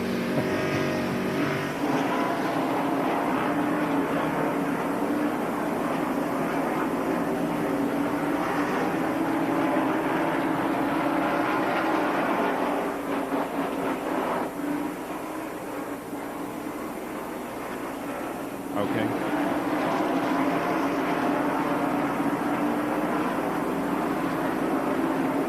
The America's Cup coming up right after our coverage of the Fleet City 500 at Bristol International Raceway, and we are less than 4 laps from that halfway point at the moment. It is Darrell Waltrip leading this race. Next time around, he'll complete 247 circuits, and Sterling Marlin is back on the racetrack, running very slowly. He and Richard Petty were both involved in an early crash. Both have made it back out onto the racetrack, but I believe Richard is in the pits again. Anyway, No, he's on the racetrack. Okay, both Petty and Marlin that are back out. And Bob, just as we came back on the air, we saw Darrell Waltrip go around Ricky Rudd. Rudd was running in the 5th position, so he is now 1 lap down. So there are 9 cars in the lead lap. And there are Darrell Waltrip, Davey Allison, Brett Bodine, Alan Sawicki, the car number 42 of Kyle Petty, then Harry Gant, Terry Labonte, Ken Schrader, and Dale Jarrett are the 9 cars that are in the lead lap. 1 more lap to go to the halfway point. Here's Waltrip crossing the line, completing lap 249. Less than a half mile to go now, and he'll win $10,000. And one of you out there who have registered for the Gillette Halfway Challenge could win a new Chevrolet Lumina Z34. Here is Darrell Waltrip winning $10,000 in the Gillette Halfway Challenge. And we have a crash. Kyle Petty, Jeff Bodine, Bill Ted Elliott. Musgrave, and Bill Elliott all involved. That came right at the halfway point, but the Gillette Halfway Challenge was concluded, and Darrell Waltrip was leading at that point. Ricky Rudd trying to get his lap back, but Bill Elliott pulled up in front of him. Rudd was up beside of Darrell Waltrip, but Bill didn't know he was back there and caused Ricky to not get his lap back. Quite a bit of damage to that Elliott car. Well, I tell you, this will be a break for a lot of them, Bob, because there were a lot of drivers that were slipping and sliding out there wanting to get in and get some fresh tires on those cars. Considerable front-end damage to the Budweiser Ford, driven by Bill Elliott. It's our 7th caution period of the day. And here come those on the lead lap in for a much-needed pit stop. Waltrip is in. Let's go to John Kernan.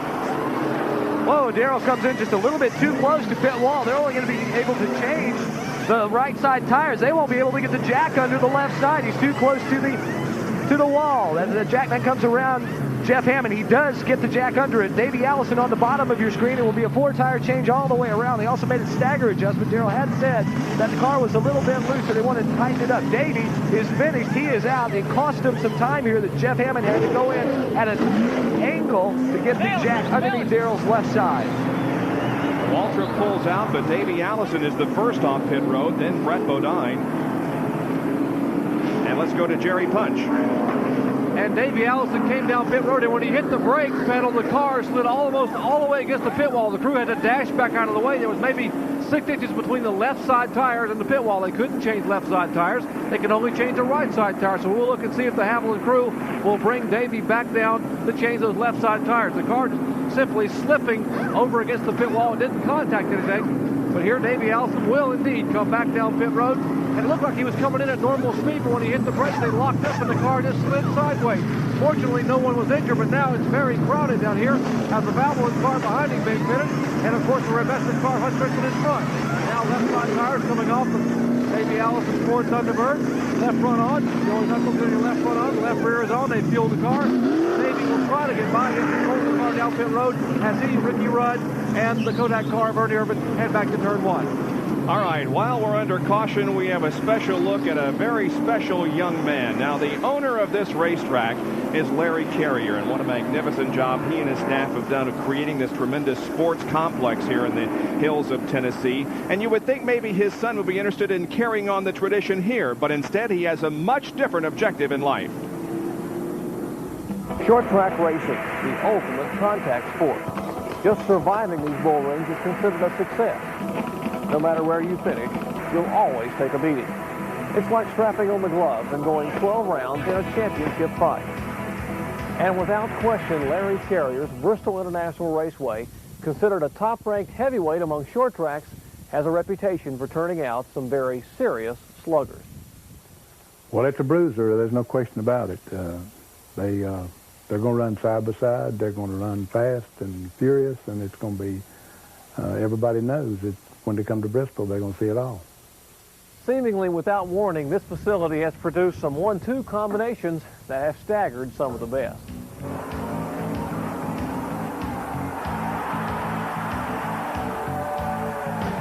When chasing your dreams on this stairway to success, physical conditioning is crucial to one's survival. Less than 200 yards beyond turn 4, one of those dreams is being forged inside the Bristol Sports Complex. One would think that the heir to this multi-million-dollar motorsports facility would get his training on fax machines and teleconferences. But young Mark Carrier has a dream that requires a different type of conditioning. This 21-year-old is a pugilist, a boxer. Yeah. Well, Mark, what I don't understand is this whole motorsports empire is yours for the asking. Yet it's dawn, it's cold, and you're out here punishing yourself. Why? Well, a long time ago back, you know, when I was 4 years old, my father used to get down on his knees. And he put on a pair of boxing gloves, and we just kind of spar. And I've never, you know, I've never been tall enough to play basketball or fast enough for football. And there was a lot of amateur boxing gyms at the time. And I went out, tried out, and made the team. So, you know, I thought I'd go ahead and in the sport, and so far it's worked out great. He told me he wanted to do something that depended on him. He wanted to play his own game. And, of course, I suggested golf and tennis, and he said no, he wanted to try boxing. So I took him to the project over at Kingsport where they had a setup for sports, and he started there. Okay, Mark, I think you've had enough. Okay, that was a good run. Oh, it's beautiful here in the mountains early in the morning. Did you ever realize that your dream as a young boy would get this far?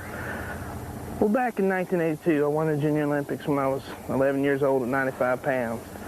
And I had to, you know, I was on top of the world at that time. And here I am fixing to file on ESPN, a national network, stepping up in competition. And, you know, I have to pinch myself and find out that really it's happening. I've been looking forward for this for a lot of years, you know, with all the opponents, all the workout, you know, and training. And here it's finally happening. It's great. Well, I could see it all along. He looks at it as, he don't look at it with hate to fight. He looks at it that it's a knowledge and it's a technique. And he's so far, he's been able to come up with the right answers because his record proves it. Mark, you're approaching the biggest fight of your career. If you win, what's next? Well, you know, if I win, it's going to help me a tremendous amount. I'm going to, you know, fight better opposition, hope to get on ESPN some more, maybe get on one of the big pay-per-view fights. you know, and then maybe get a national ranking this year, maybe next. You hate to think about it, but what happens if you lose?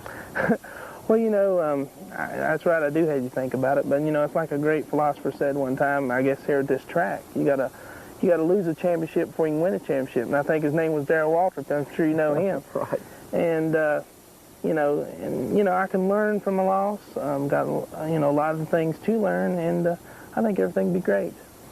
Gentlemen, let's get ready to rumble. Start your engine. Here's a guy that, very frankly, to me, looks nervous out. Nervous? Yes, somewhat. Of course, when you start boxing at 16, almost anything can happen at that point. You're obviously learning as you go, even though you did it. Oh, left hand, whack, and down he goes. I mean, oh, this one will be over. I'm confident.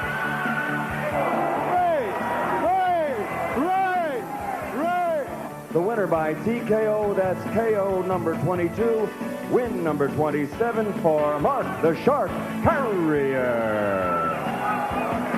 Young man with a bright future, not in racing, but in boxing. Watch for him on ESPN. And there's the facility here at Bristol International Raceway.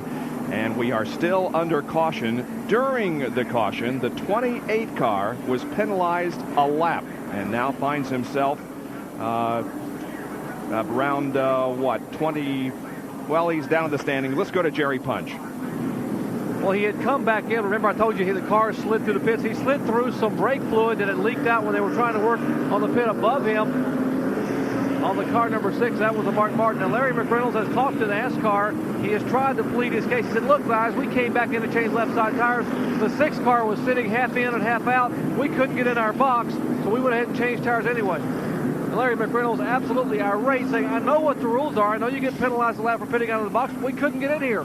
The Rebestos car was in front of us. The Valvoline car was behind us. He was waving up toward NASCAR, saying we need to be understanding about this, but the penalty stands, and now Davey Allison is 1 lap down. And I finally found him on the score sheet here. He is in 11th position, 1 lap down to the leaders. We'll be right back with more. Easy to be cut. Well, there's a considerable amount of work being done on the racetrack. You can see some sweepers and some blowers here in the 4th turn as they try to sweep some of the... We were busy here trying Well, I'm trying to find the frequencies of this radio, and I cannot do it. It was here yesterday. Thank you, Jerry.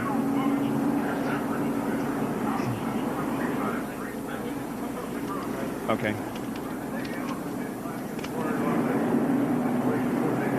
Back at Bristol International Raceway, still under caution at lap 262, and this is an extended caution period. They have brought some sweepers and some blowers out onto the racetrack.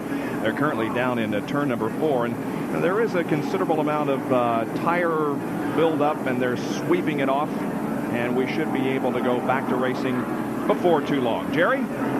That's exactly what's happened, Bob. As a number of drivers have complained that the middle of the track and the bottom are okay, but up very, very high to the wall, there are some loose gravel, some small little stones that are cutting the tires. We've already seen 3 or 4 different people make pit stops. Earnhardt has lost time in the pits, as has Rusty Wallace, Hud Strickland, and others for cut right side tires. When you go up very high to sweep around the car, miss an accident, or possibly pass someone, you're cutting a tire. So now they have allowed this caution flag to go a little bit longer than normal to try to make a safer racetrack. That's why we see the blowers that they're trying to blow some of that gravel up and away. Look at Bill Elliott, fellow who's won 4 in a row, sitting on pit road with no front on his car, working on his car, several laps down. Well, of course, safety is the key word in NASCAR racing and, in fact, in all kinds of racing. Organizations trying to make racing the safest it can possibly be. Here's a track fact.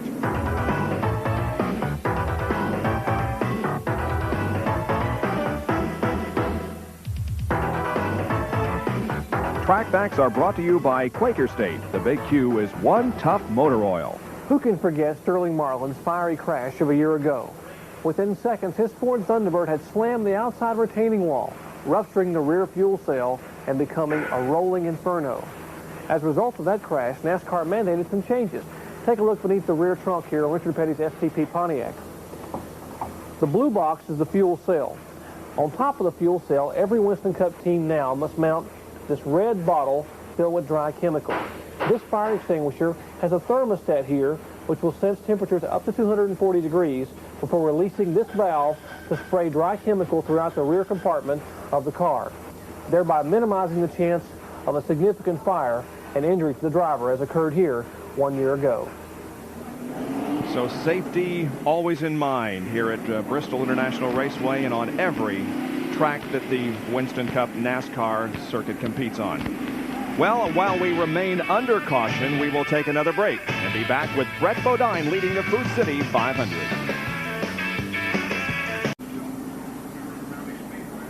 Back at Bristol, and many laps ago, this was the reason that the caution came out. Kyle Petty getting up into the wall in the backstretch, and then several cars crashing and spinning behind him.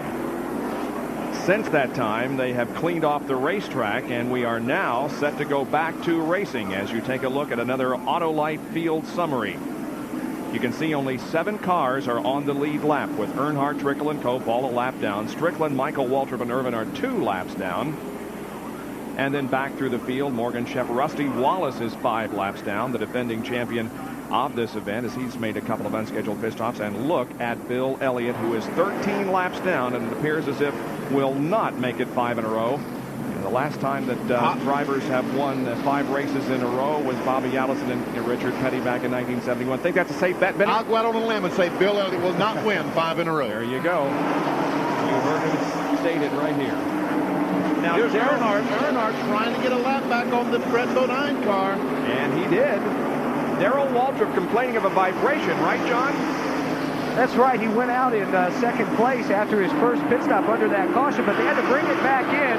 They checked the right front brake rotor. They thought they might have broken it. When Darrell was coming to the pits and hit the brakes, he feel a bad vibration.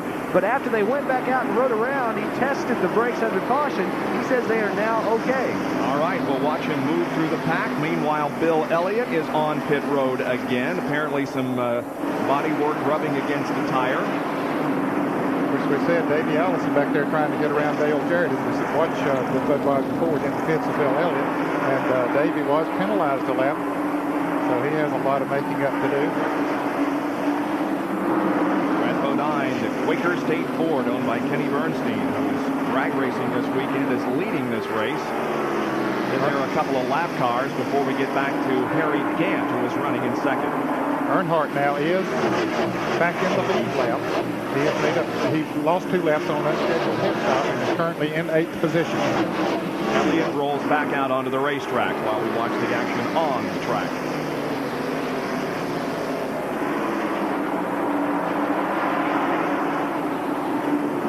Brett Bodine, the leader, surrounded by cars laps down, so looking for his second Winston Cup race. He won at North Wilkesboro a couple of years ago.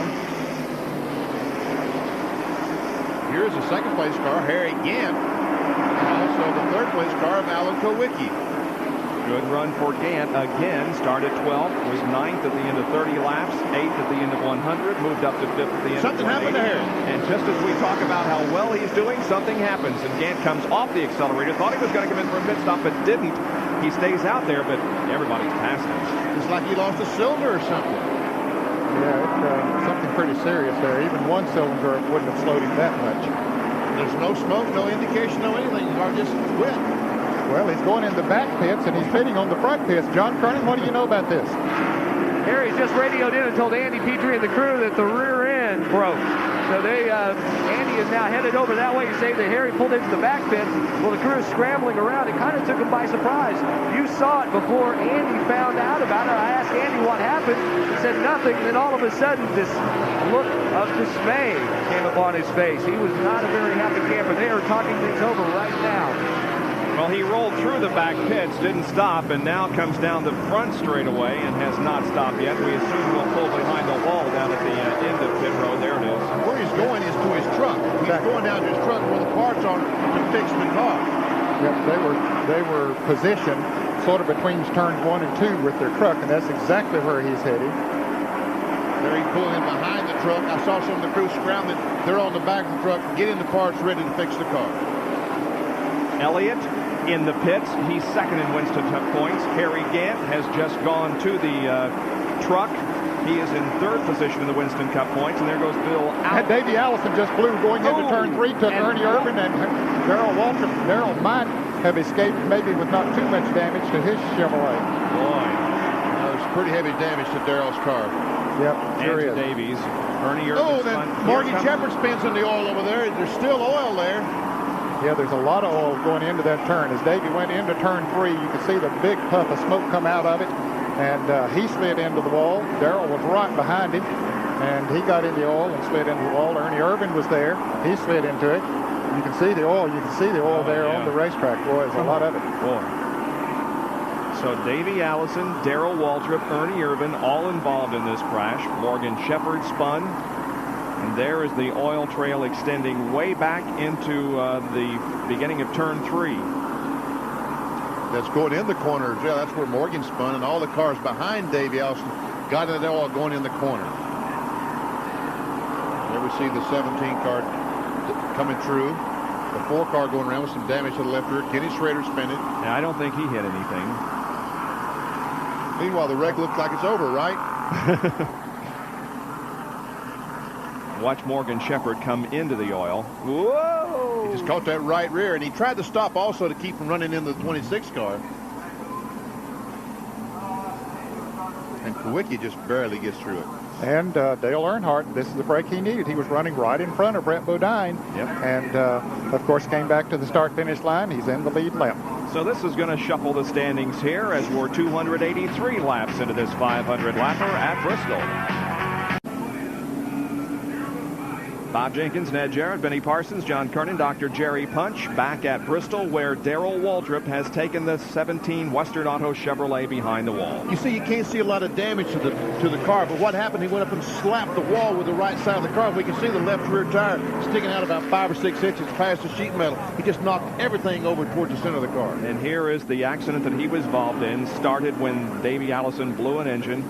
Waltrip hitting the wall, Ernie Irvin spinning, so is Ken Schrader, and then behind all this, Morgan Shepherd came through and hit the oil, and now he takes a spin. Doesn't hit anything, but Morgan did do a spin there in turn number 4. Now, all of this has affected the standings of this race, and moreover, look at the Winston Cup point standings, and look at the guys that have been successful and had trouble here. Davey Allison has had trouble. Bill Elliott has had trouble. Harry Gant has had trouble. Terry Labonte has not. As a matter of fact, he is 3rd at the moment. Morgan Shepherd, you just saw having trouble also. Let's take a look at the second 10. And we talked about guys that are trying to turn their seasons around. Now, Dale Earnhardt is back on the lead lap. Watch out. Yep, watch out. There are 6 cars on the lead lap, and Jerry Punch is with Harry Gant. Well, Harry does manage to climb out of the car and have somewhat of a smile. Harry, you had a good run going, and then suddenly the car just slowed down. What happened? Yeah, the oil pump belt broke, and a lot of rubber built up on the hood. I didn't catch it. Of course, you can only run a couple laps, and I guess maybe when I took off, it must have slung it off, and I felt something seizing up when I switched it off, and then it's knocked the bearings out of it, though. But it was running good. The Skoll team done a good job getting us in and out of the pits, and the tire wear was super. We were kind of just laying in there, to wait for the last 100 laps. Sure hate it happened, but, we had a good run going. Well, here's what's left of that oil pump belt. The crew just handed it to me. That's what's left of Harry Gant's day at Bristol. Let's go over and check in with John Curtin in the Davey Allison pit. Jerry, I've caught up with Larry McReynolds, and Davey hit the wall pretty hard, Larry, taking him to the infield care center, I understand. Yeah, he did walk to the ambulance, John, but he's complaining about his ribs hurting him, and, really couldn't talk to him enough to see what happened. We may have lost an engine. We may have just got in a wreck. I think the bottom line behind this is if we didn't blow an engine, we had no business back there where we was. NASCAR had no right to place us back there. They told us we could talk about it after the race, but a lot of good that does now. It's Larry McReynolds, crew chief on Davey Allison's points-leading team.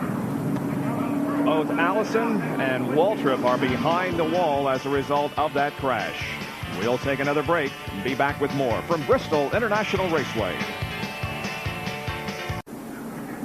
Well, I hope you're ready for the opening of the Major League Baseball season. A triple header tomorrow here on ESPN. Here are the top 10 now at the end of 289 laps. It's Brett Bodine, Kowicki, Labonte, Jarrett, and Schrader in the top 5. And then 6 through 10, Dale Earnhardt back on the lead lap. Trickle, Ricky Rudd, Hut Strickland, and Derek Cope. Now, right after our coverage of this event, more racing. This one of a little bit slower nature, but nevertheless no less exciting. The Defender and Challenger semifinals from San Diego coming up at 3:30 Eastern Time here on ESPN.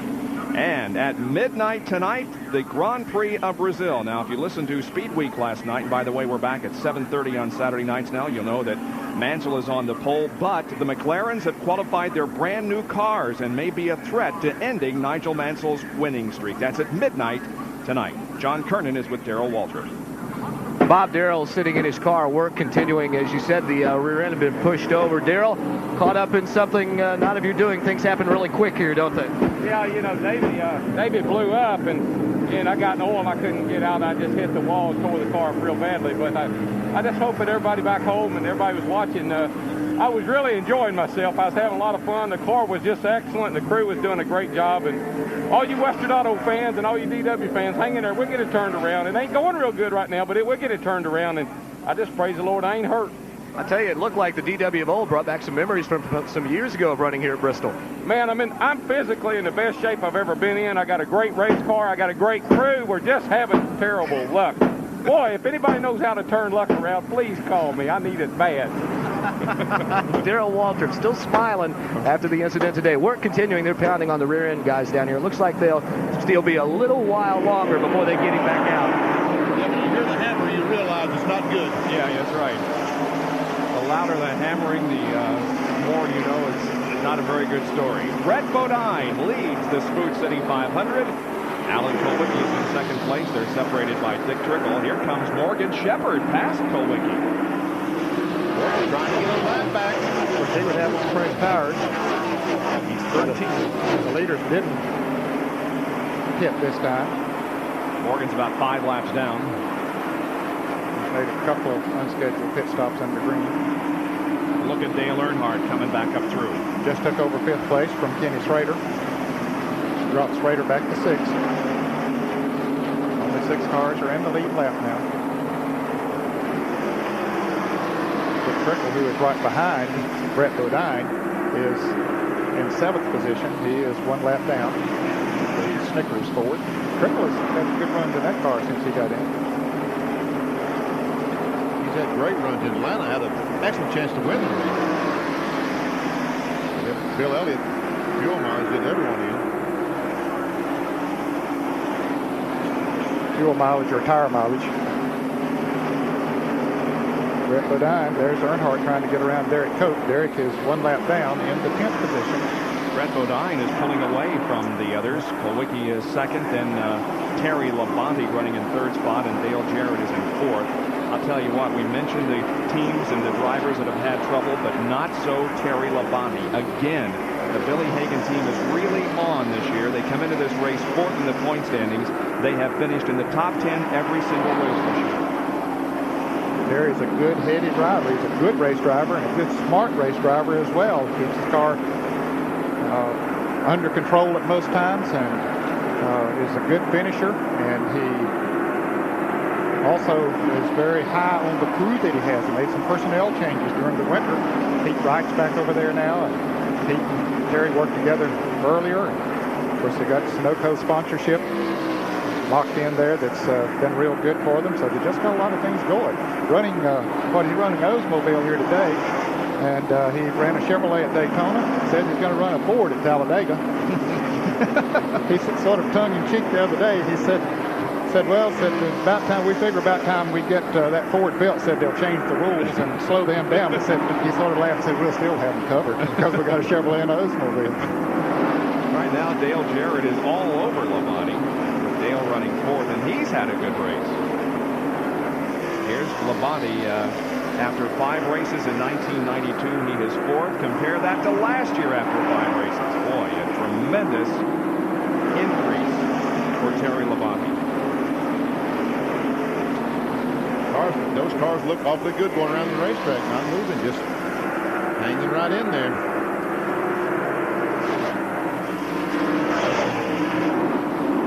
Cars seem to be running a little bit higher on the racetrack than earlier in the race, Ned. Yes, they have moved up just a little bit as Jarrett tried to get a nose under Labonte coming off of turn 2, but couldn't quite do it. He appears maybe right now he might be just a tad faster than Labonte, but he just can't get up there and make the pass. 196 laps to go. Another Autolite field summary showing Bodine, Brett in the lead, pulling away, as a matter of fact, from Alan Kulwicki. 6 cars on the lead lap.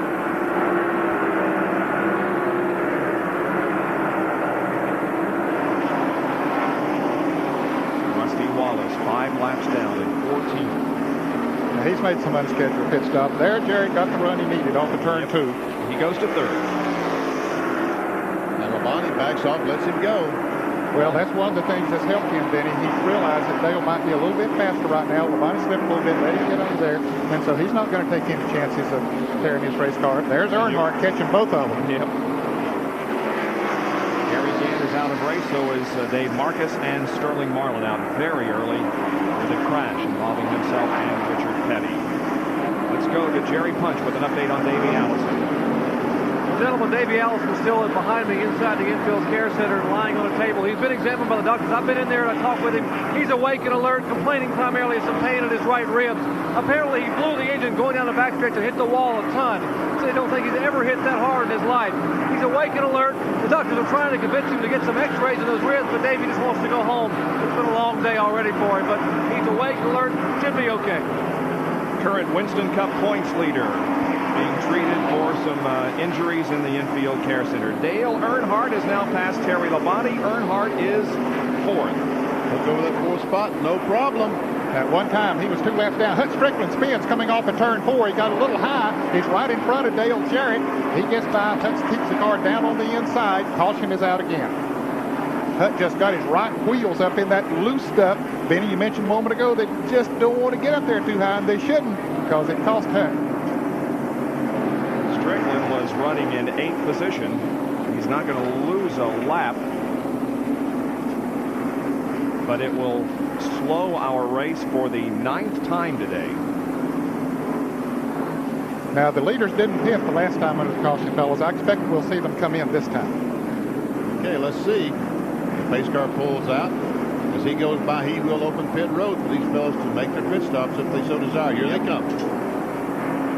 Now we'll see if Kulwicki will try another one of those gas and goes. John will watch with you.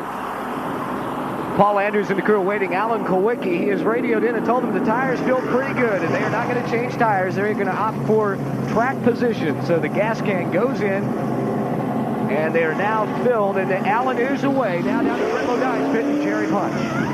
And Brett Bodine has had right side tires already put on the car. The leader, the Quaker State Ford Thunderbird, Kenny Bernstein-owned car. They've cleaned the windshield, now put left side tires. Brett Bodine having qualified in the top 10 every bit this year, and Earnhardt are having trouble a little bit in front. Remember, his car was behind him, hit the car in the box, and NASCAR taking a long, hard look. A little bit of trouble with the left rear on Brett Bodine, cost him about 4 or 5 seconds, but he is now down and away. Cost him about 4 positions, too, Gary. It did. Yep. He came in leading the race, and he's going to go out running about 4th. Yeah, 4th. It's going to be Kulwicki, Earnhardt, Jarrett, then Brett, and Labonte. Back down to John. Well, we're with Paul Andrews, Alan's crew chief. Paul, the strategy there, I guess the tires are feeling pretty good to him, huh? Yeah, the tires are good. You know, we've done this stop before. It's like 30 laps on our tires. We really don't want to change right now. We want to keep everything it is. We want to get back to the front. We want to stay up front. We want to lead this thing and win this thing. Now, you won a race here in a different car last year. Alan said he wasn't superstitious, so that's why he decided to bring a different car, the same car you ran at Darlington. Yeah, you know, this is a good car. It's an older car. We've ran it before. And like you said, we ran it at Darlington. We feel good about it. That's why we decided to bring it here. It's basically the same car as what we won here with, though. Well, that's the crew chief of the pole sitter, Alan Kulwicki, and kind of a cautious smile at this point in the race, gentlemen. All right, let's take a look at how Dale Earnhardt's car is positioned as they work on the machine. Well, he's drove the car in, and he could not get into his pit because the 26 car is there. So we see the right rear is over the yellow line. And the 26 car of Brett Bodine is back on pit road. I guess the right front is in properly, and we understand from NASCAR that is the key, that the right front is in the pits where it needs to go. And here is Hut Strickland's spin from our speed shot. See, it just gets very high, Bob. He got the right wheels up there in, we'll say, the loose stuff, and it just broke loose with him. No one around him. No, he was really running good and just spins around, doesn't hit anything. Brett Bodine in again, and they're changing all 4 tires on that car again. We're set to go back to green in a few more laps.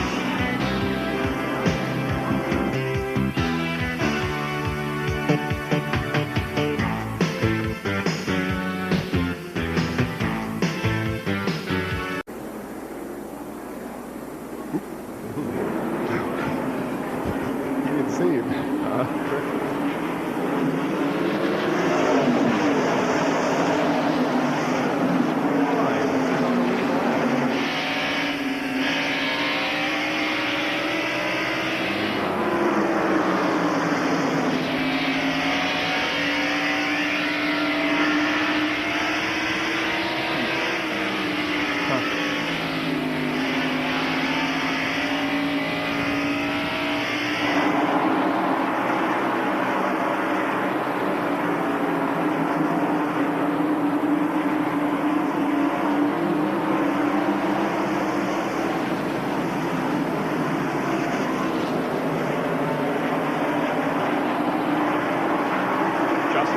To green at Bristol International Raceway, where Ken Schrader is the leader of this race now, with Alan Kulwicki running in second spot, then Dale Earnhardt, and Brett Bodine has been black flagged for passing a car before crossing the start line. When you go into turn 3, the cars have to be 2 abreast, and they can't be 3 abreast before the green flag. And he moved up on the outside of Dick Trickle, was not in fact 2 abreast. NASCAR black flagged for that. And he just lost. There he is. You can see him going to the high side, passing Dick Trickle before the green comes out in turn 4. He almost got into the wall. Well, Brett was the leader not too long ago, but now finds himself a lap down because of 2 pit stops and the black flag. Ken Schrader is leading. Didn't make a pit stop, Bob, on this caution. He was running about 5th, I think, or 6th, and came in. And, did not come in. So he stayed out there. Apparently felt good with the tires he has on. It looks like they're working okay for him. Watching the leader from the roof cam on Mark Martin's car. John, why didn't Schrader come in for a pit stop that time? Bob, I just talked to Richard Broom, the crew chief. He says, hey, we only had about 30, 35 laps on that set of tires. We've been getting good tire wear all day long. Car felt good to Kenny. They figured that there's going to be another caution before they run out of gas. So they decided to stay out there, pick up a little TD time maybe as they lead this race. Now let's go down pit road to Jerry Punch. John, let's update you a little bit on our current Winston Cup point leader, Davey Allison. Davey thought he had blown an engine because that's what he knew. The car suddenly just got awfully slippery. Oil came out and he hit the wall. But in actuality, what happened, they broke an oil fitting. So the crew, now the Haviland crew, are trying to get the car repaired. They're not sure if Davey's going to be able to go because of that rib injury we talked about just a minute ago. So they may look for a backup driver. You know, Davey started the car, so they still get the points and get the car back in the race and maybe hang on or at least stay in the top 2 or 3 in the Winston Cup point standing. Anything to hold on to those point standings and to gain as many as you possibly can. So we'll look for that 28 car to possibly return to the race with a relief driver in the next few minutes.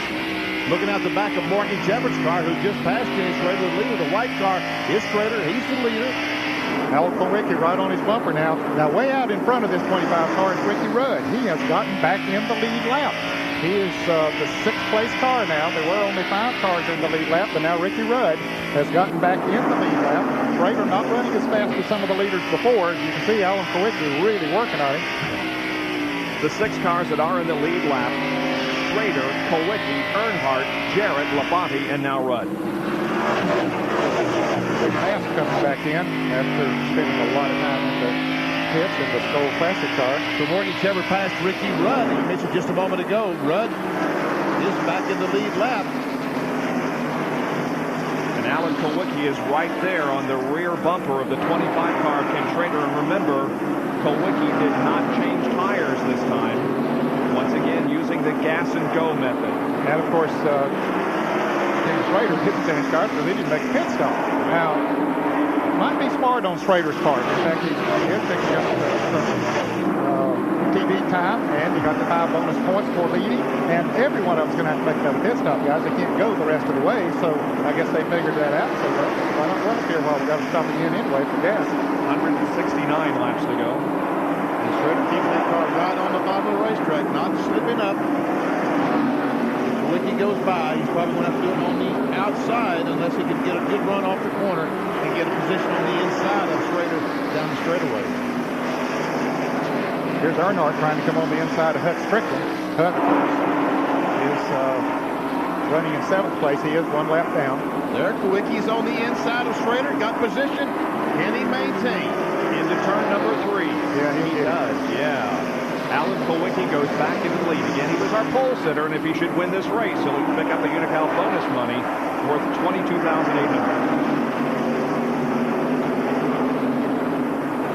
Michael Walters in the 30 car, 2 laps down to the leader. And here comes Earnhardt now taking 2nd place from Schrader. Don't count Dale out by any means. I think Schrader's tires they're pretty hot right now, and not pitting, even though they've only been on there maybe 30 laps. That's enough to get those tires really heated up, and they just don't adhere to the track as well. Dale Jarrett takes over that 3rd spot from Schrader. Meanwhile, Brett Bodine, the Great State Ford, who was penalized a stop-and-go penalty, which means he lost a lap. He's in 8th position now. He's coming up on Dale Jarrett there, and the car number 12, Tuck Britton, who is running 7th. He's a lap down. And Brett would like to get up there and pass Alan Kowicki and get back in the lead lap. That's what he really wants to do. Now Alan Kowicki is putting a lap on Ricky Rudd. I mentioned a moment ago that he had gotten back in the lead lap. Now Rudd goes a lap down again. So there's 5 cars now on the lead lap. Dale Jarrett and Hut Strickland get together a little bit going into turn 1, and Hut slides high. Jarrett goes under. Alan Kowicki, the Greenfield, Wisconsin driver of the Hooters Ford, is leading this Food City 500 here at Bristol. We'll be back with more right after this.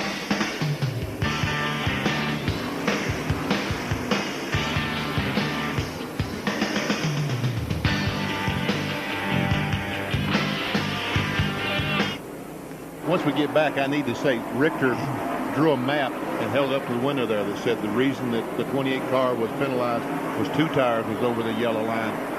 The way that Earnhardt was in there was okay. Do we have a picture of Davey in the pits at that time? Oh.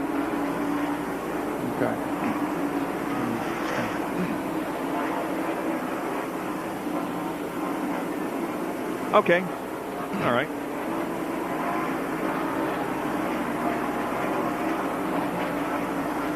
You have the verbiage on that? Okay. All right. All right. Very good. Thank you. Barbering. Okay. Yeah. That's where Rusty Walsh has got a Pontiac store. Is that right? Yeah.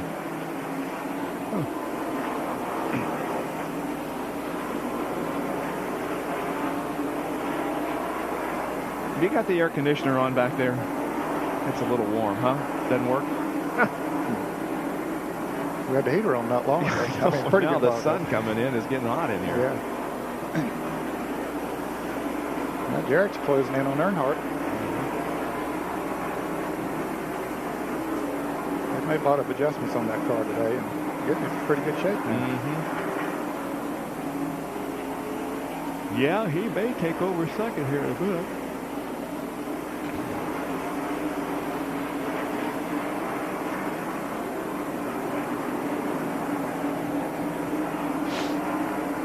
All right. Okay. All right.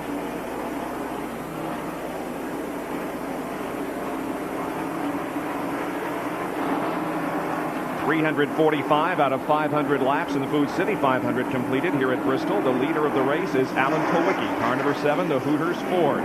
Second is Earnhardt, and third is Dale Jarrett. Well, here's Jerry Punch with Davey Allison. Davey has walked down to the infield care center. First of all, Davey, how do you feel? Well, I'm a little bit sore right now, but everything's okay. Took a pretty good shot up there. I don't know what happened. I turned down in the corner, and all of a sudden the car took off toward the wall. And I took a pretty good shot up there as I was coming back across. It kind of knocked the breath out of me, but everything's okay now. I can breathe fine. A little bit sore in the right shoulder blade, but we're going to go back to Birmingham, get it x-rayed, and see what's going on. I understand they're working to try to get the car back in the race. I know you're not going to be a candidate to get back in it, but maybe someone could save some points for you. Well, I'm a little bit too sore to get back in it right now, but maybe we can get Harry Gant or somebody else that's out of the race. If Harry Gant's out of the race, I think he was, but I don't know. Davey Allison's going to head back to Birmingham and go straight to the x-ray department where he just told me a minute ago and get those right side ribs x-rayed. Wouldn't that be something if Harry Gant got in Davey Allison's car to get him some points? Yeah, because he pull away from him. To pull away from him. Our Western Auto Race recap. Alan Kulwicki led 161 of the first 340 laps, 9 cautions, total of 71 laps, 5 cars on the lead lap. We've had 6 leaders and 9 lead changes at an average speed of 79.5 miles an hour. Among those who have led, Kulwicki, the current leader, also Dale Earnhardt, Allison, Darrell Waltrip, Brett Bodine, and Ken Schrader until just a few laps ago. And cars that are officially out of the race include Marcus, Sterling Marlin involved in an early crash, Harry Gant, and as you just heard, Davey Allison. The Western Auto Mechanic of the Year standings finds Tim Brewer from Bill Elliott's team on top, followed by Larry McReynolds, Andy Petrie, Steve Meal, and Kirk Shelmerdine from Dale Earnhardt's group. You know, if Brewer wasn't leading that, we'd have to have a recount. I mean, 4 in a row. But it's going to end. Bill Elliott isn't going to win today, having had all kinds of problems. They're looking at the number 10 car, Derek Cope, for maybe dragging something, maybe a tailpipe. Don't see anything. Don't see it right now. He's running in 10th position, 1 lap down. He's had a pretty good day. 31st position is where he started from, so Derek is indeed having a good day. And of course, Barry Dotson is the crew chief on that machine now. Another field summary for you as you look for your favorite driver. This one's sponsored by Fram. Look for your favorite driver, where he is running. There's our leader, Kulwicki. You will notice that there are only 5 cars on the lead lap. Rudd, Brett Bodine, Strickland, Trickle, and Cope all a lap down, 6 through 10. I don't know if Kulwicki's just taking it easy or what, but he's not running as fast as he was earlier in the race. Michael Waltrip, early in the race, Kulwicki would have driven away from him, but now Michael Waltrip's right behind him. Could be because he didn't put on new tires that last caution, didn't he? He's still running good. Yeah, he's running good enough to lead the race. Earnhardt might be gaining just a little bit on him right now, but no threat yet to maintaining a comfortable advantage. Saw Kyle Petty's name on there. Kyle is back out on the track in the Mellow Yellow Pontiac. He had spent a lot of time after that crash you saw earlier. Bernie Irvin is also back out. He went behind the wall after that incident with Darrell Waltrip and Davey Allison. We talked about the 10 car just a moment ago. NASCAR did black flag him, or he just went in on his own. He did go in the pits, spend a lap or so in the pits, and he's back now on the racetrack. Alan Kulwicki looking for his first victory of 1992. Now right behind him is the number 9 car. That's being driven by Dave Mater III. That's the Melling car, which carries Food City sponsorship for this race. As we go back, we'll see Dale Earnhardt, the 3 car, currently running second, that GM Goodrich Chevrolet. And the next car behind is Bill Elliott. And there goes the Jarrett boy, Ned. Yep, Dale still running in 3rd. Trying to get around Elliott. Right behind him is Brett Bodine. Brett a lap down. And so is the car right behind him, who is Ricky Rudd. Then right behind him is Hud Strickland in the Ray Bestis car. Sorry, Bob. All of those 3 cars, Brett Bodine, Hud Strickland, and Ricky Rudd, are all racing for position. There's Wally Dallenbach in the number 16 car, the Keystone Ford. That's out of Jack Roush stable. There's Schrader, the Kodiak Chevrolet. He's currently running 4th. The Snickers Ford of Dick Trickle. Next car on the racetrack. And right behind him is Terry Labonte in the Sunoco Oldsmobile. He's currently 5th. And Kyle Petty, who was involved in one of the accidents earlier on, is back on the racetrack, trying to get all the points he can. And Mark Martin, who has had a lot of problems today in the Valvoline Ford. As we look at the roof cam, as he goes down the back stretch, no one in front of him, not too close at least. And right behind him is the 66 car. We're looking from the inside, Chad Little's Croft Arctic automobile. There's Chad, and right behind him, now trying to pass him, is Jeff Bodine in car number 15. Jeff is being shown in 10th position, 2 laps down to the leaders. And there's Derek Cope that I talked about just a moment ago. Water was dragging. They jerked it off from Bobby Hamilton. He was also involved in the crash with Kyle Petty. No, Ricky Rudd was in that wreck with Bobby Hamilton. The Country Time Lemonade car. And the Country Time in-car camera also. They took the lemon off of that car this week. Oh, they used to have a lemon on the hood of the car. Yeah, they took that off. They said they had a little bad sophomore luck, jinx. Rookie of the year last year, and boy, they have had some tough breaks this year. Here's Greg Sachs in the Kellogg's car, number 41. Morgan Shepherd, the Sitco Ford. We also have an in-car as he drives up underneath. Greg Sachs tries to get by, can't make it. He's 12th. And then Ted Musgrave. There goes Morgan on the inside. Ted Musgrave, the white Jasper engine. Pontiac. The next car. A little bit of damage on the front end of that car, on the right front. We've already talked about the 66 car of Chad Little. And lo and behold, that makes us back around to the leader again. Alan Kulwicki. I believe we talked about everybody that's still out there on the racetrack. And there comes the 3-car. And the 4-car is in the pits. And so is Michael Walter right in front of the 4-car. As we see the 4-car go out, we'll see Michael Walter's Pennzoil Pontiac, and they have the hood up on that one. That's not a good sign. I mean, a race car, they can be in the pits, but when the hood goes up, it's a bad sign. Here's somebody we didn't talk about when we were doing our pan backs. That's Richard Petty, of course. Car number 43, who was involved in a very early crash with Sterling Marlin. Overheating, apparently, the problem on Michael Walter's car. A lot of steam coming from the radiator of that machine. And there's the other one that we did not talk about, but we will now. That's Brad Teague driving the Jimmy Means car number 52. He is still out there on the racetrack and is shown in 22nd position. Brad Teague, car number 52. A little more than 100 laps to go in the Food City 500.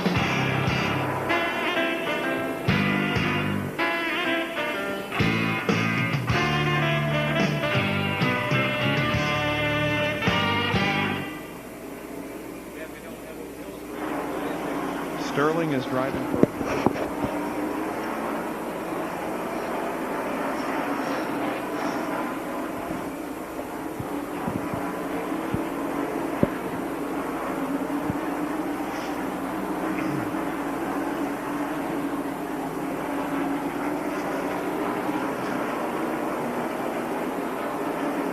Dale might have a flat tire. Really slowing down.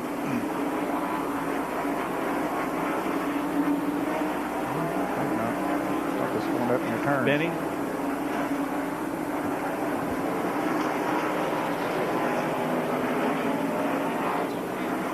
I said that. Yeah, off the air.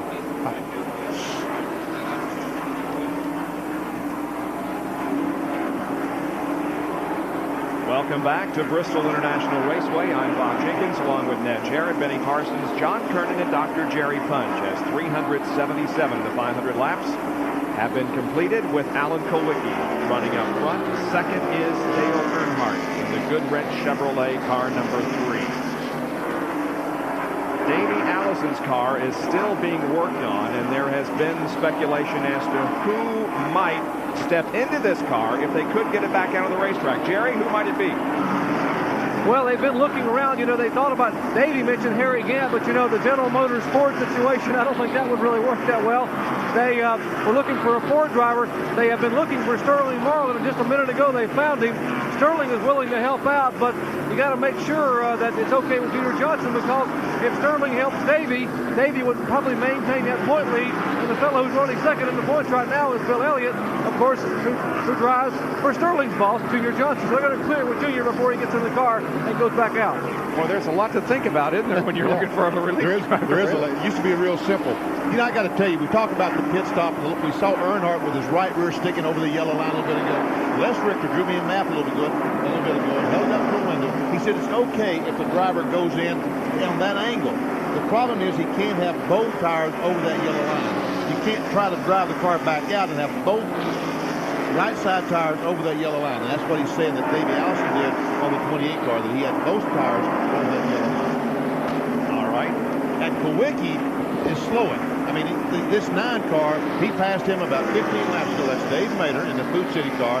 And he just can't get away from it. And Earnhardt is closing in. Dale is now within about a half a straightaway, or 3 seconds of Alan Kulwicki. Even less than that now as Earnhardt continues to close in. Now, Kawicki has about 71, 72 laps on those tires that he has on. Now, Earnhardt, meanwhile, only has,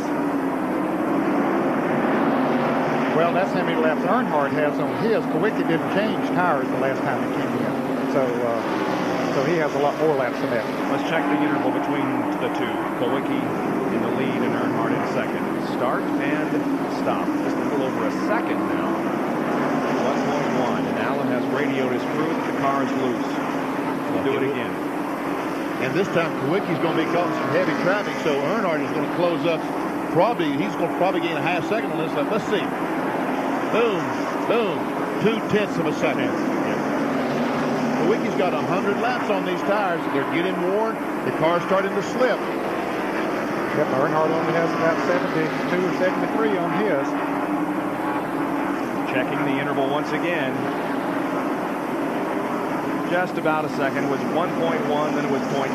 Now it's back to 1 second. So the interval is being maintained for the most part by Alan Kawicki, but a lot has to do with traffic out there on the racetrack. The traffic can make a lot of difference in your lap speed. You have to back off for just a fraction of a second, or it can cost you a fraction of a second. 112 laps to go. Alan Kawicki maintains the lead of the Food City 500. We'll be back with more in just a moment.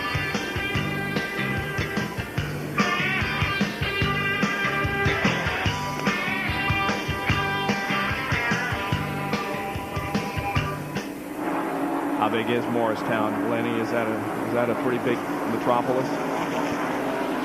So you think everybody in town is calling Roy Barbary and saying congratulations, or they're going to, huh? Okay. All right.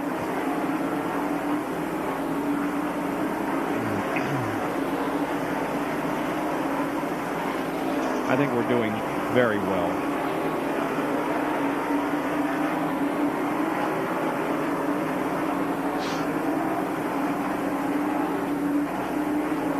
Seven car, yeah. Boy, I'm not so sure I would use that yellow tape on the 68 car. It clashes terribly with the other color. I'd leave him in the pits if I were that crew. Use red. Yeah, red would be better.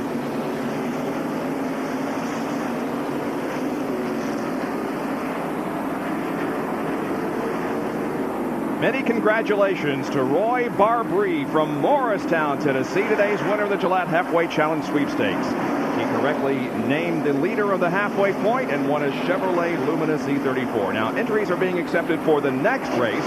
Call 1-900-436-7000. The call will cost you 95 cents, and you must be 18 years of age or older. Or you can send your name and telephone number to the Gillette Halfway Challenge, Post Office Box 1868, South Hackensack, New Jersey, zip code 07606.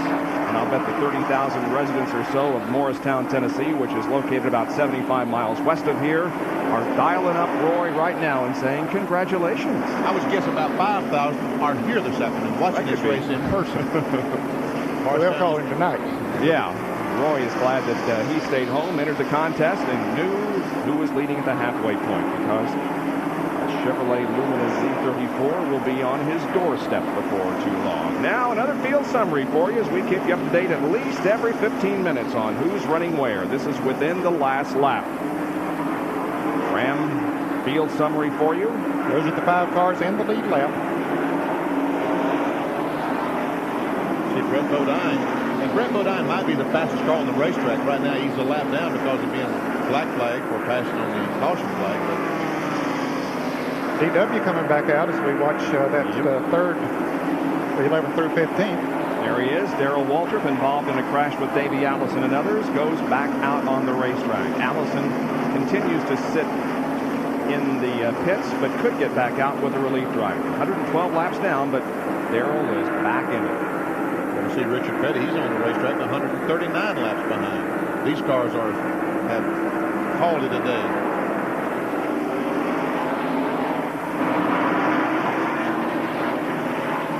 There's Kawicki, once again our leader. Coming up to put another lap on Rusty Wallace. Speaking of Morristown, Rusty Wallace has the Pontiac dealership in Morristown. And car number 12 of Hud Strickland got in the wall coming off of turn 4. Same place he spun a little bit earlier, but no caution. He's still going around the track. Boy, there's a lot of drivers out there say, hey, throw that caution, we need it. That's slowing down now. I think he is going in the pits. He's slow. And he's one that would like to have seen that caution. Watch this as we replay from our speed shot. Way up at the top of your frame. Watch carefully. Yeah, there he is. He's scraping along the wall between turns 3 and 4. Yeah, he's back in the corner. Jerry Punch is right there. And a tough break for Hud Strickland after a great qualifying run in the Revestis Brake Chevrolet Lumen with Bobby Allison on the machine. And they have cut a tire down on the right side. They will change the right side tires, fuel it up, and obviously he's losing even more time to try to pull some of the sheet metal away from that right front tire, which may have been what cut the tire down.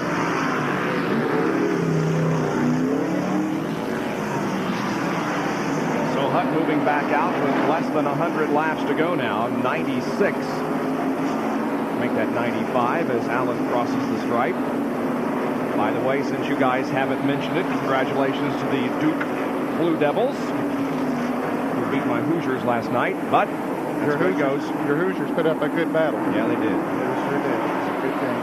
I see there's an interval. Well, the clock didn't work that time, but it looks like that Kowicki might be gaining a little bit. Let's see if he can get 509. He has a position on Jeff now. Yeah, he's pulled away from Earnhardt a little bit. Earnhardt closed in, but I think he's pulled away. We'll see on this clock when we come by this time. Well, maybe we won't. That time we didn't see the clock. 1.3. You didn't see it, but it was 1.3. So it is just a little bit more than it was. The producer said he saw it, but I don't know if I would believe it. He's the one that counts, though. There we go.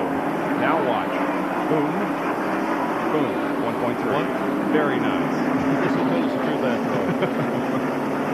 So he's opened it up a little bit. What, it was 9/10 just a moment ago, so he's gained almost a half second in the last 10 laps or so. We'll do it again.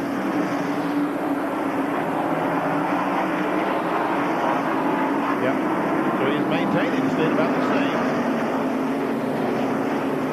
But Earnhardt has that traffic that Kowicki has been able to get by. Jeff go down, Rusty Wallace, there he goes. Now Earnhardt is going to have to go by that traffic, and he probably will lose about a half second as he does that.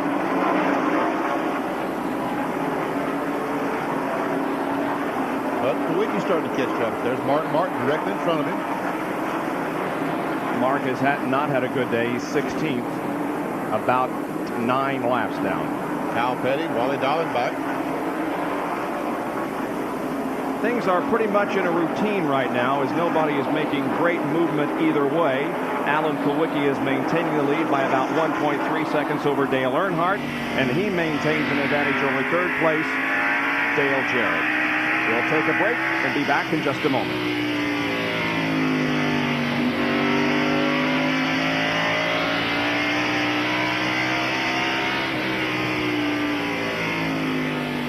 What to get, you need to get a run off at turn 2. You need to be up high. I've watched several cars that they're getting that groove a little bit higher over there. You've got to be up there to get a good run.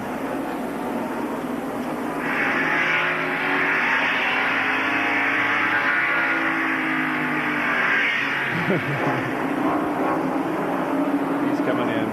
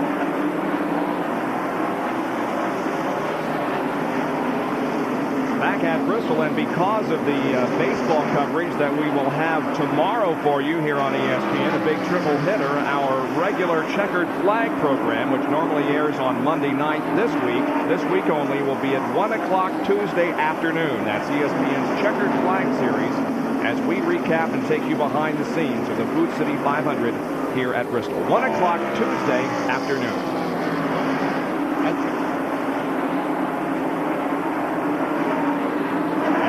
We see him there. Also, Dale Earnhardt is going to get very interested when these pit stops start there, don't you think? Yes, it will. Are they going to take 2 tires, 4 tires? What are they going to do? Yeah, it'll be a guessing game. I think Kulwicki might have to change 4 because he has 30 laps more on his tires than does Earnhardt. And it's just like the deal in Atlanta. But if Kulwicki stops, Earnhardt doesn't, the caution flag comes out, then Kulwicki, who's dominated the race, is a lap down, maybe 2 laps down. Yeah.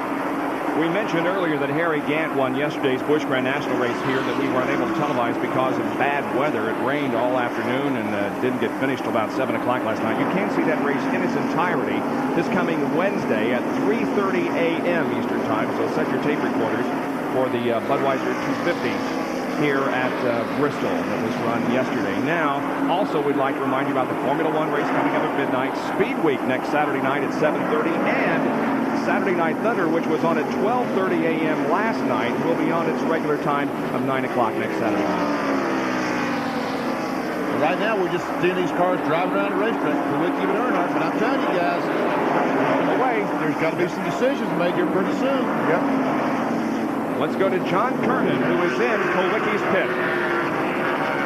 Paul Andrews and the crew are planning on pitting in about 21 laps. Now, they won't let off if they're just going to go right sides or if they will just go a 4-tire change. If they opt to go right sides for a quicker stop, that means they would have 217 laps on the left. They have been seeing good tire wear, but that may be pushing it just a bit. Another thing, these guys know the importance of going up against the Top Gun crew of Dale Earnhardt, the former world champion pit crew. They've been down here loosening up, getting ready for probably the most important pit stop of their career. Ricky Rudd coming into the pits now. Rudd the first to come in of those running in the top 10. He is 7th, a lap down. They begin work on the right side of the Tide Chevrolet. The 26 cars hit the wall up in the 3rd corner. His right front tire went flat as he went in the corner. No caution. No caution flag, though. Other cars trying to get stopped. Scramble to get by him, but they did. Brett is nursing the car down the backstretch as Ricky Rudd pulls out of the pits after having made his what appears to be final pit stop. There's Brett. He brings the Quaker State Ford in. And Jerry Punch will call this pit stop. And what was a good day has turned into a pretty dismal afternoon for Brett Bodine as he brings the battered Quaker State Ford Thunderbird in. They will change tires. Some depression in the grill in the front. The grill has been cracked a little bit. The crew, Donnie Richardson and the rest of the crew, will change all 4 tires on the Kenny Bernstein-owned machine, losing valuable time here under the green flag with a little over 60 or making 69 laps to go here. This event, Brett Bodine getting 4 tires. They're pulling 6 out of the way to the right front. He will be down and away. Whoops, they have trouble now with the right rear. 4 times they lost. They couldn't get the tire to go back on. The air wrench wouldn't work. Now they got the air wrench working. The tire is on the way. The 7th car is really struggling. Our leader, Alan Kulwicki, is struggling. Rusty Wallace has passed him. Now Derek Cope has passed him. Meanwhile, here comes Richard Petty with his rolling wreck. He's going to go by him. Yeah, Dale Earnhardt is struggling a little bit back there, too. Dale Jarrett has run up on him. Dale Jarrett may have the best car on the racetrack right now because these guys are... And Earnhardt's in the wall. Earnhardt hits the wall in turn 2. The car just shot right into the wall. And the caution flag is out. My guessing game, they kept waiting and waiting for the other guy to stop, and it was Earnhardt that lost the tire. Oh boy, things can change so quick here. But now he'll stay on the lead lap if he didn't do too much damage when he hit that wall. Yeah, we'll see. You can see there is some damage to the right front. Now, it depends on whether it knocked the thing out of line. And here it is as he comes off of turn 2, starts off of turn 2. The car just goes up into the wall. I would be surprised he can drive that car very well. That looked like a pretty good lick to me. Here comes Kulwicki, Jarrett, Schrader, in the pits, and John Kernan is there.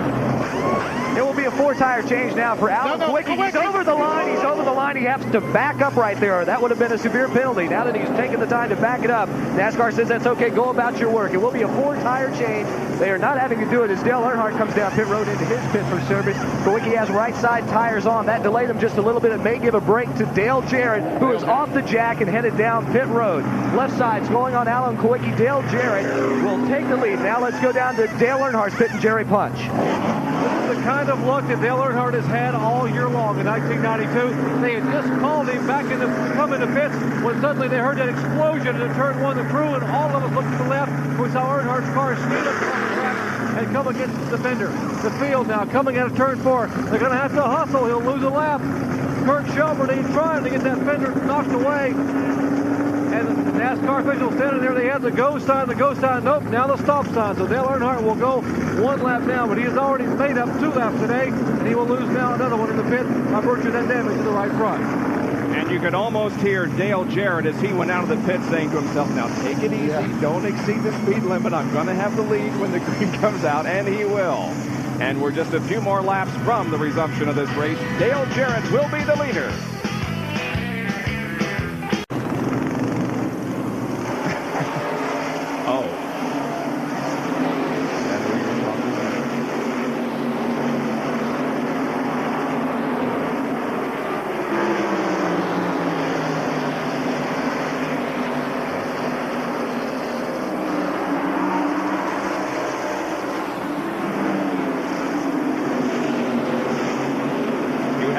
Less than a lap and a half of action. The green flag has come out. Dale Jarrett is the leader.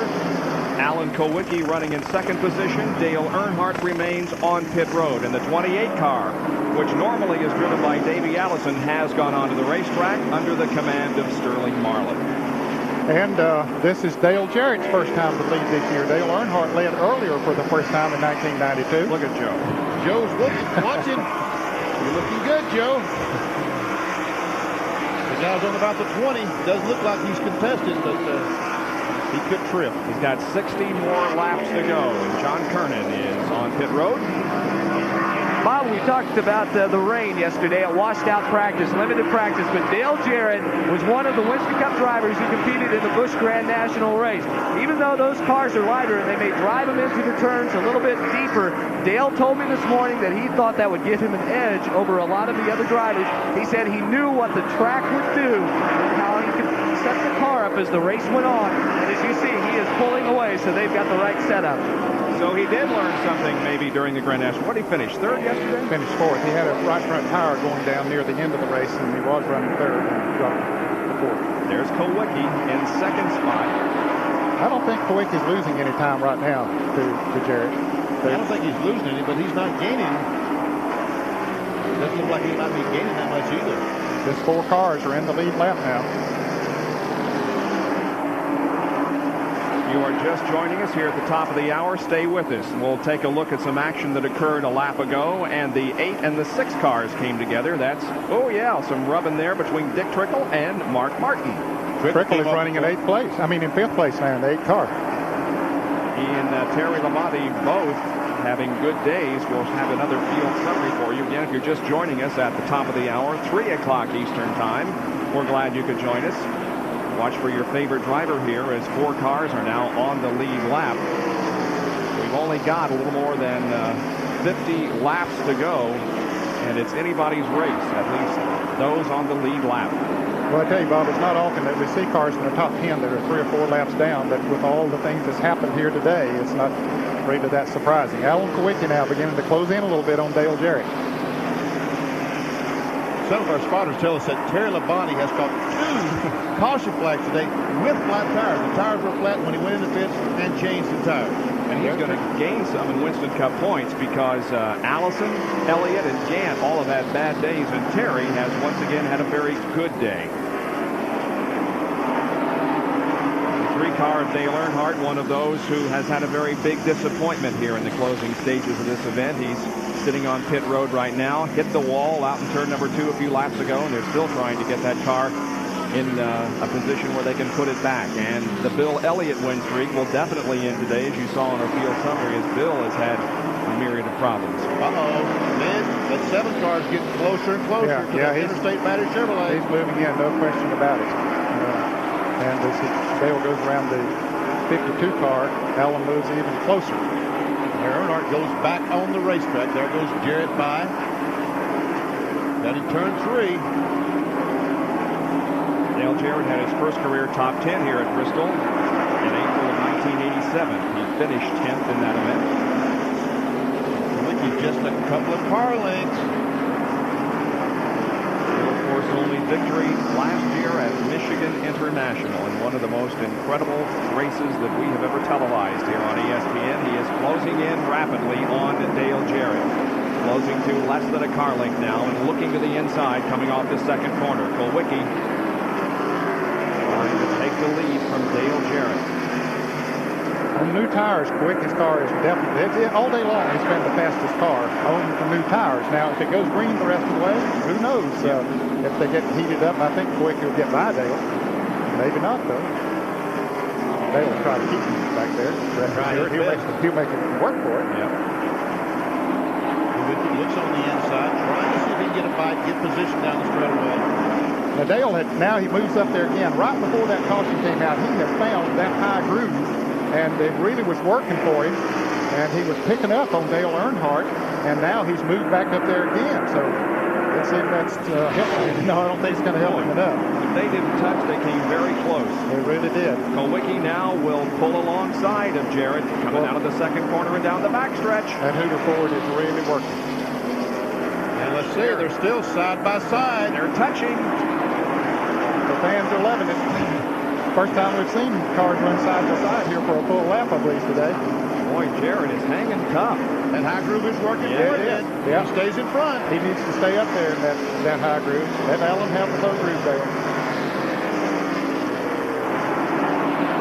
Because running the low groove, he's going to use his tires up more than the high groove will. But Allen's car looks like it's working wherever it needs to go. Looks like he might try to move up there as well. Well, the advice from Father Ned is well taken because Ned won the fall race here in 1965, and the guy to my left, BP, won the fall race here in 1973. So both these guys definitely know what it's like to drive Bristol. It seems like 2 generations ago, Bob. It was a century ago, it feels like. And you talk about Ben, you know, he was a famous race driver, of course, and he's a famous announcer, but he has really made it now.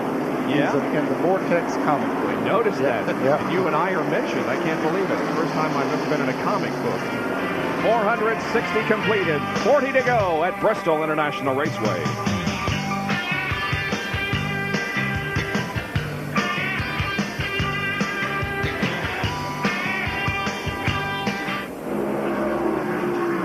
It wouldn't hurt to give a call to Junior Johnson for allowing Sterling to get in that car. He didn't have to, and pretty good show of sportsmanship, even though his own car is crippled somewhat, but allowing Davey Allison to collect points, even though it could actually hurt him in the long run. Good point. Very good point. I can do a VO, or you guys can do it up there. Okay. Neil, what's your preference? You want Jerry to do that VO, or you want us to mention it? Well, you're the boss. No. I've had Jerry mention it before. So. Who's that cars up? Okay. All right, sir.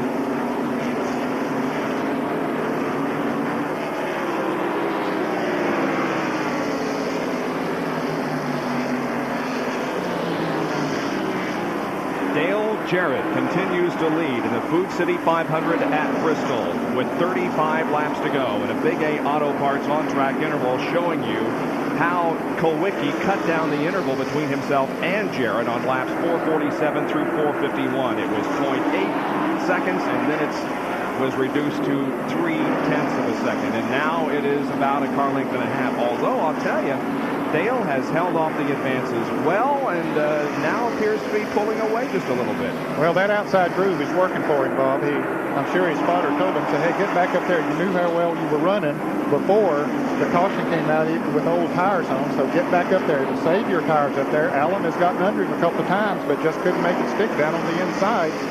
So they're going to have to race. Here he comes again down on the inside as Michael Waltrip went very high out of the way of the leaders. Couldn't do it.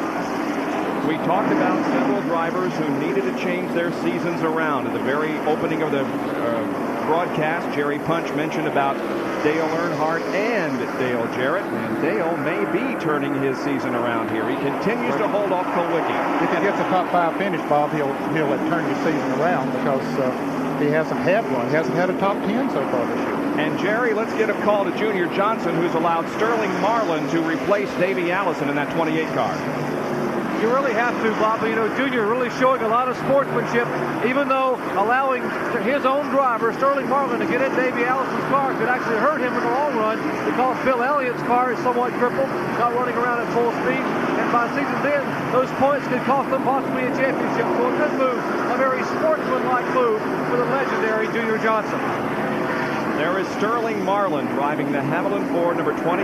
Davey Allison crashed this car earlier in the event, has sore ribs and has elected not to go back out there, but Sterling Marlin is. We've got now 28 laps to go. Ned, is this for the last spot on the winner's circle? Is there a spot open on winner's circle? Yeah, I guess there is. Bill Elliott took one. Nobody else has won one since then. Boy, would that be a boost for the Joe Gibbs team. That's an appearance money of about, what, $6,000-$7,000 per race for the remainder of the year for which of these cars can win the race if either of them should win. That's right. Either Kulwicki or Jarrett would get on the winner's circle. A lot is at stake, and John Kernan is with our Western auto mechanic of the race. We're with Jimmy Makar, who is busy watching Dale Jarrett, watching the progress. And now he just saw that Alan Kulwicki did get by, but Jimmy, you're named the mechanic of the race, even though you're now in second. Do you think Dale might be able to come back and catch you? I'm not sure I heard what you said, but we really appreciate Western Auto's award. Again, like everybody else, this award goes to all the guys here on the team. It's a team effort. They've done a heck of a job today. We're come this far in just a little bit of time. I just hope we can go on, win this race. Alan give us a heck of a run right now. Went by us. We've still got a few laps left. Maybe Dale can do a little something with him. I don't know. That's Jimmy Makar. He couldn't hear the question, guys, because we're at the exit of turn number 4. It's very, very loud down here. Obviously is. Less than 25 to go now, and Alan Kulwicki has passed Dale Jarrett. Kulwicki got in the side of that 10 car just a moment ago coming off turn 2. I was going to wait and see, make sure he didn't cut a tire when he made contact with him. Dale is trying so hard. I mean, you can just almost feel Jarrett trying so hard. Just keep up, and maybe I can get him a traffic situation and get by him like he got by me.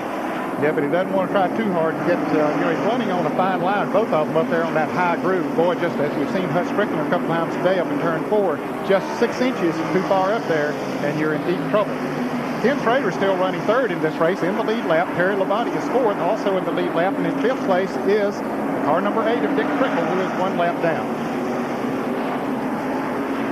Their pole sitter, Alan Kulwicki.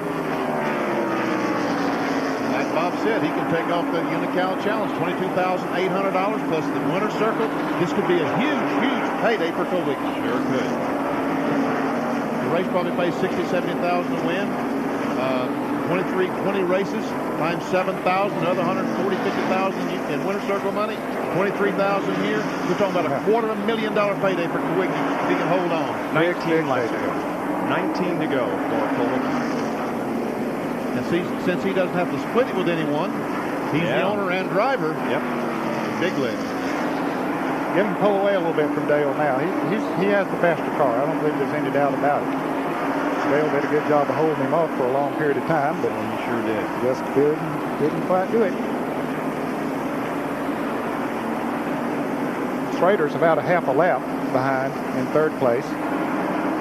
Terry Labonte is about a second behind Schrader. About a half a straightaway. The Interstate Battery Chevrolet, owned by that man, Coach Joe Gibbs, the Washington Redskins, and he has to be smiling. That team has obviously come together in just these first few races. I tell you what, he will be pumped when he gets back to Washington tomorrow, if that's where he's going from here. To come this close, this early. In the 6th race, yeah. 6th race. Well, they got a press conference scheduled for Tuesday in Charlotte. You want to tell us about that? I don't know about that. So, come on, Ned. You'll have to watch Speed Week next week at 7:30 to find out.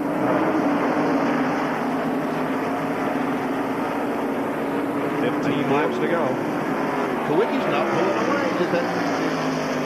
I think Dale tried so hard there, Benny, for a few laps. Maybe he was tired of it. And he said, hey, this is not smart. I need to settle down here, get myself back in a pattern, and just see if I can keep those tires cool and possibly get back up there. Another Napa Field summary for you. 4 cars on the lead lap with Dick Trickle running 5th a lap down. Dick has had a great run.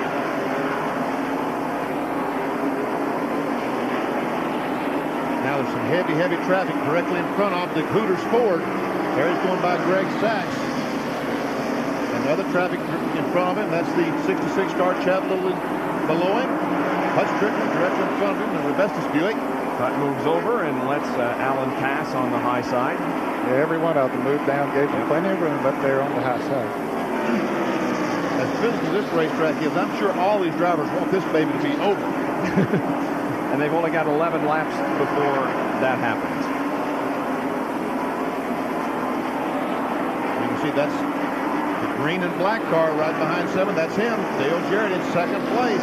We talked about being a $250,000 lick for Kawicki, about $225,000 if the Dale Jarrett automobile can pull this thing off. Bonuses in first. Kawicki has had 3 top 10 finishes this year. He was 4th at Daytona, 2nd at Richmond, and 7th at Atlanta. And looking for Winston Cup win number 4 in 179 Winston Cup starts. Ernie Irvin takes the Kodak Chevy behind the wall again. Yeah, and this is home for this team. Team is based about 25-30 miles down the road. Always want to show good here. They will not be good. 8 laps to go. 8 to go for Alan Kawicki. And he's beginning to open up the margin just a little bit, Bob, as they work that traffic. Not much, but maybe just a car length. There is quite a bit of traffic up ahead for Allen that he's going to have to contend with. A lot of traffic. Yeah, in the next 8 laps. 7 to go. Just by Mater, but there's Rusty Wallace. And Wallace is going to be going by cars about the time Kawicki gets to him, so let's see.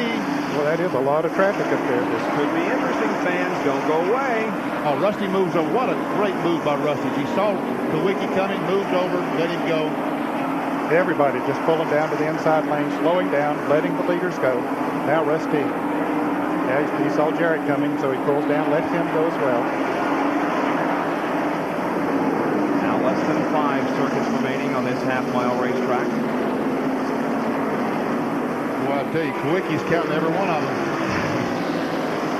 Because he knows, he's seen today what can happen just any instant. We saw Earnhardt. Seemingly had a good run going, was going to challenge the 7 car. Right front tire went down into the wall. Brad Bodine had a good run going until he ran into problems. Yep. Here's the 4th place car, Terry Labonte, about to go a lap down. Yep. This might be the break that Jarrett needs. No. On the inside. I wonder if Labonte knew he was there. Dave Mater has run good in that 9 car today. Yeah, he has. Got some laps down, but he has run good. Just 2 laps to go. Yep. Kawicki passes by Dale Earnhardt again, who's running very slowly at the bottom of the track. 2 laps to go. It appears as if Alan Kawicki will win his 4th Winston Cup race here this afternoon. Here comes the white flag. 1 more lap to go for Allen. Greenfield, Wisconsin driver who first win came in his 85th start at Phoenix. He was the 1986 Winston Cup Rookie of the Year. He's in turn number 3, now in turn number 4. The Ford win streak continues. Bill Elliott's streak is broken. Alan Kawicki wins the Food City 500. There's 2 races in a row here in Bristol for Kawicki. He won the race at night last August. And there is the third place car, Ken Schrader. He begins to turn his season around. A good run for Ken. Here's John Kernan. Well, we're with Paul Andrews, a very happy Paul Andrews. Tell you, Dale gave him everything he wanted, but Alan cooled his tires there a little bit and then made his move, didn't he? Yeah, Alan did a good job, and all the guys on the crew done a great job. The Hooters Ford ran good all day long. We knew this was going to be a good race for us, and we also know this is going to be a good year for us. This right here proves it. We're off to a good start, and we know we're just looking forward to this year and the rest of this year. We've got a real good group of guys, and I just can't say enough about that. We got our pit stops together. Things looking up. Alan's kept us cool all day long, like you said. Earnhardt give him a good run for his money, but he was right there. He was right there all the way. Alan stayed with him and didn't lose his head. Done a real good job in the car. That's Paul Andrews, very happy crew chief who's headed to victory lane. And so is Dr. Jerry Punch. Alan Kowicki has arrived at the gas pumps. We'll be back to talk with the winner of the Food City 500, Alan Kowicki, in a moment.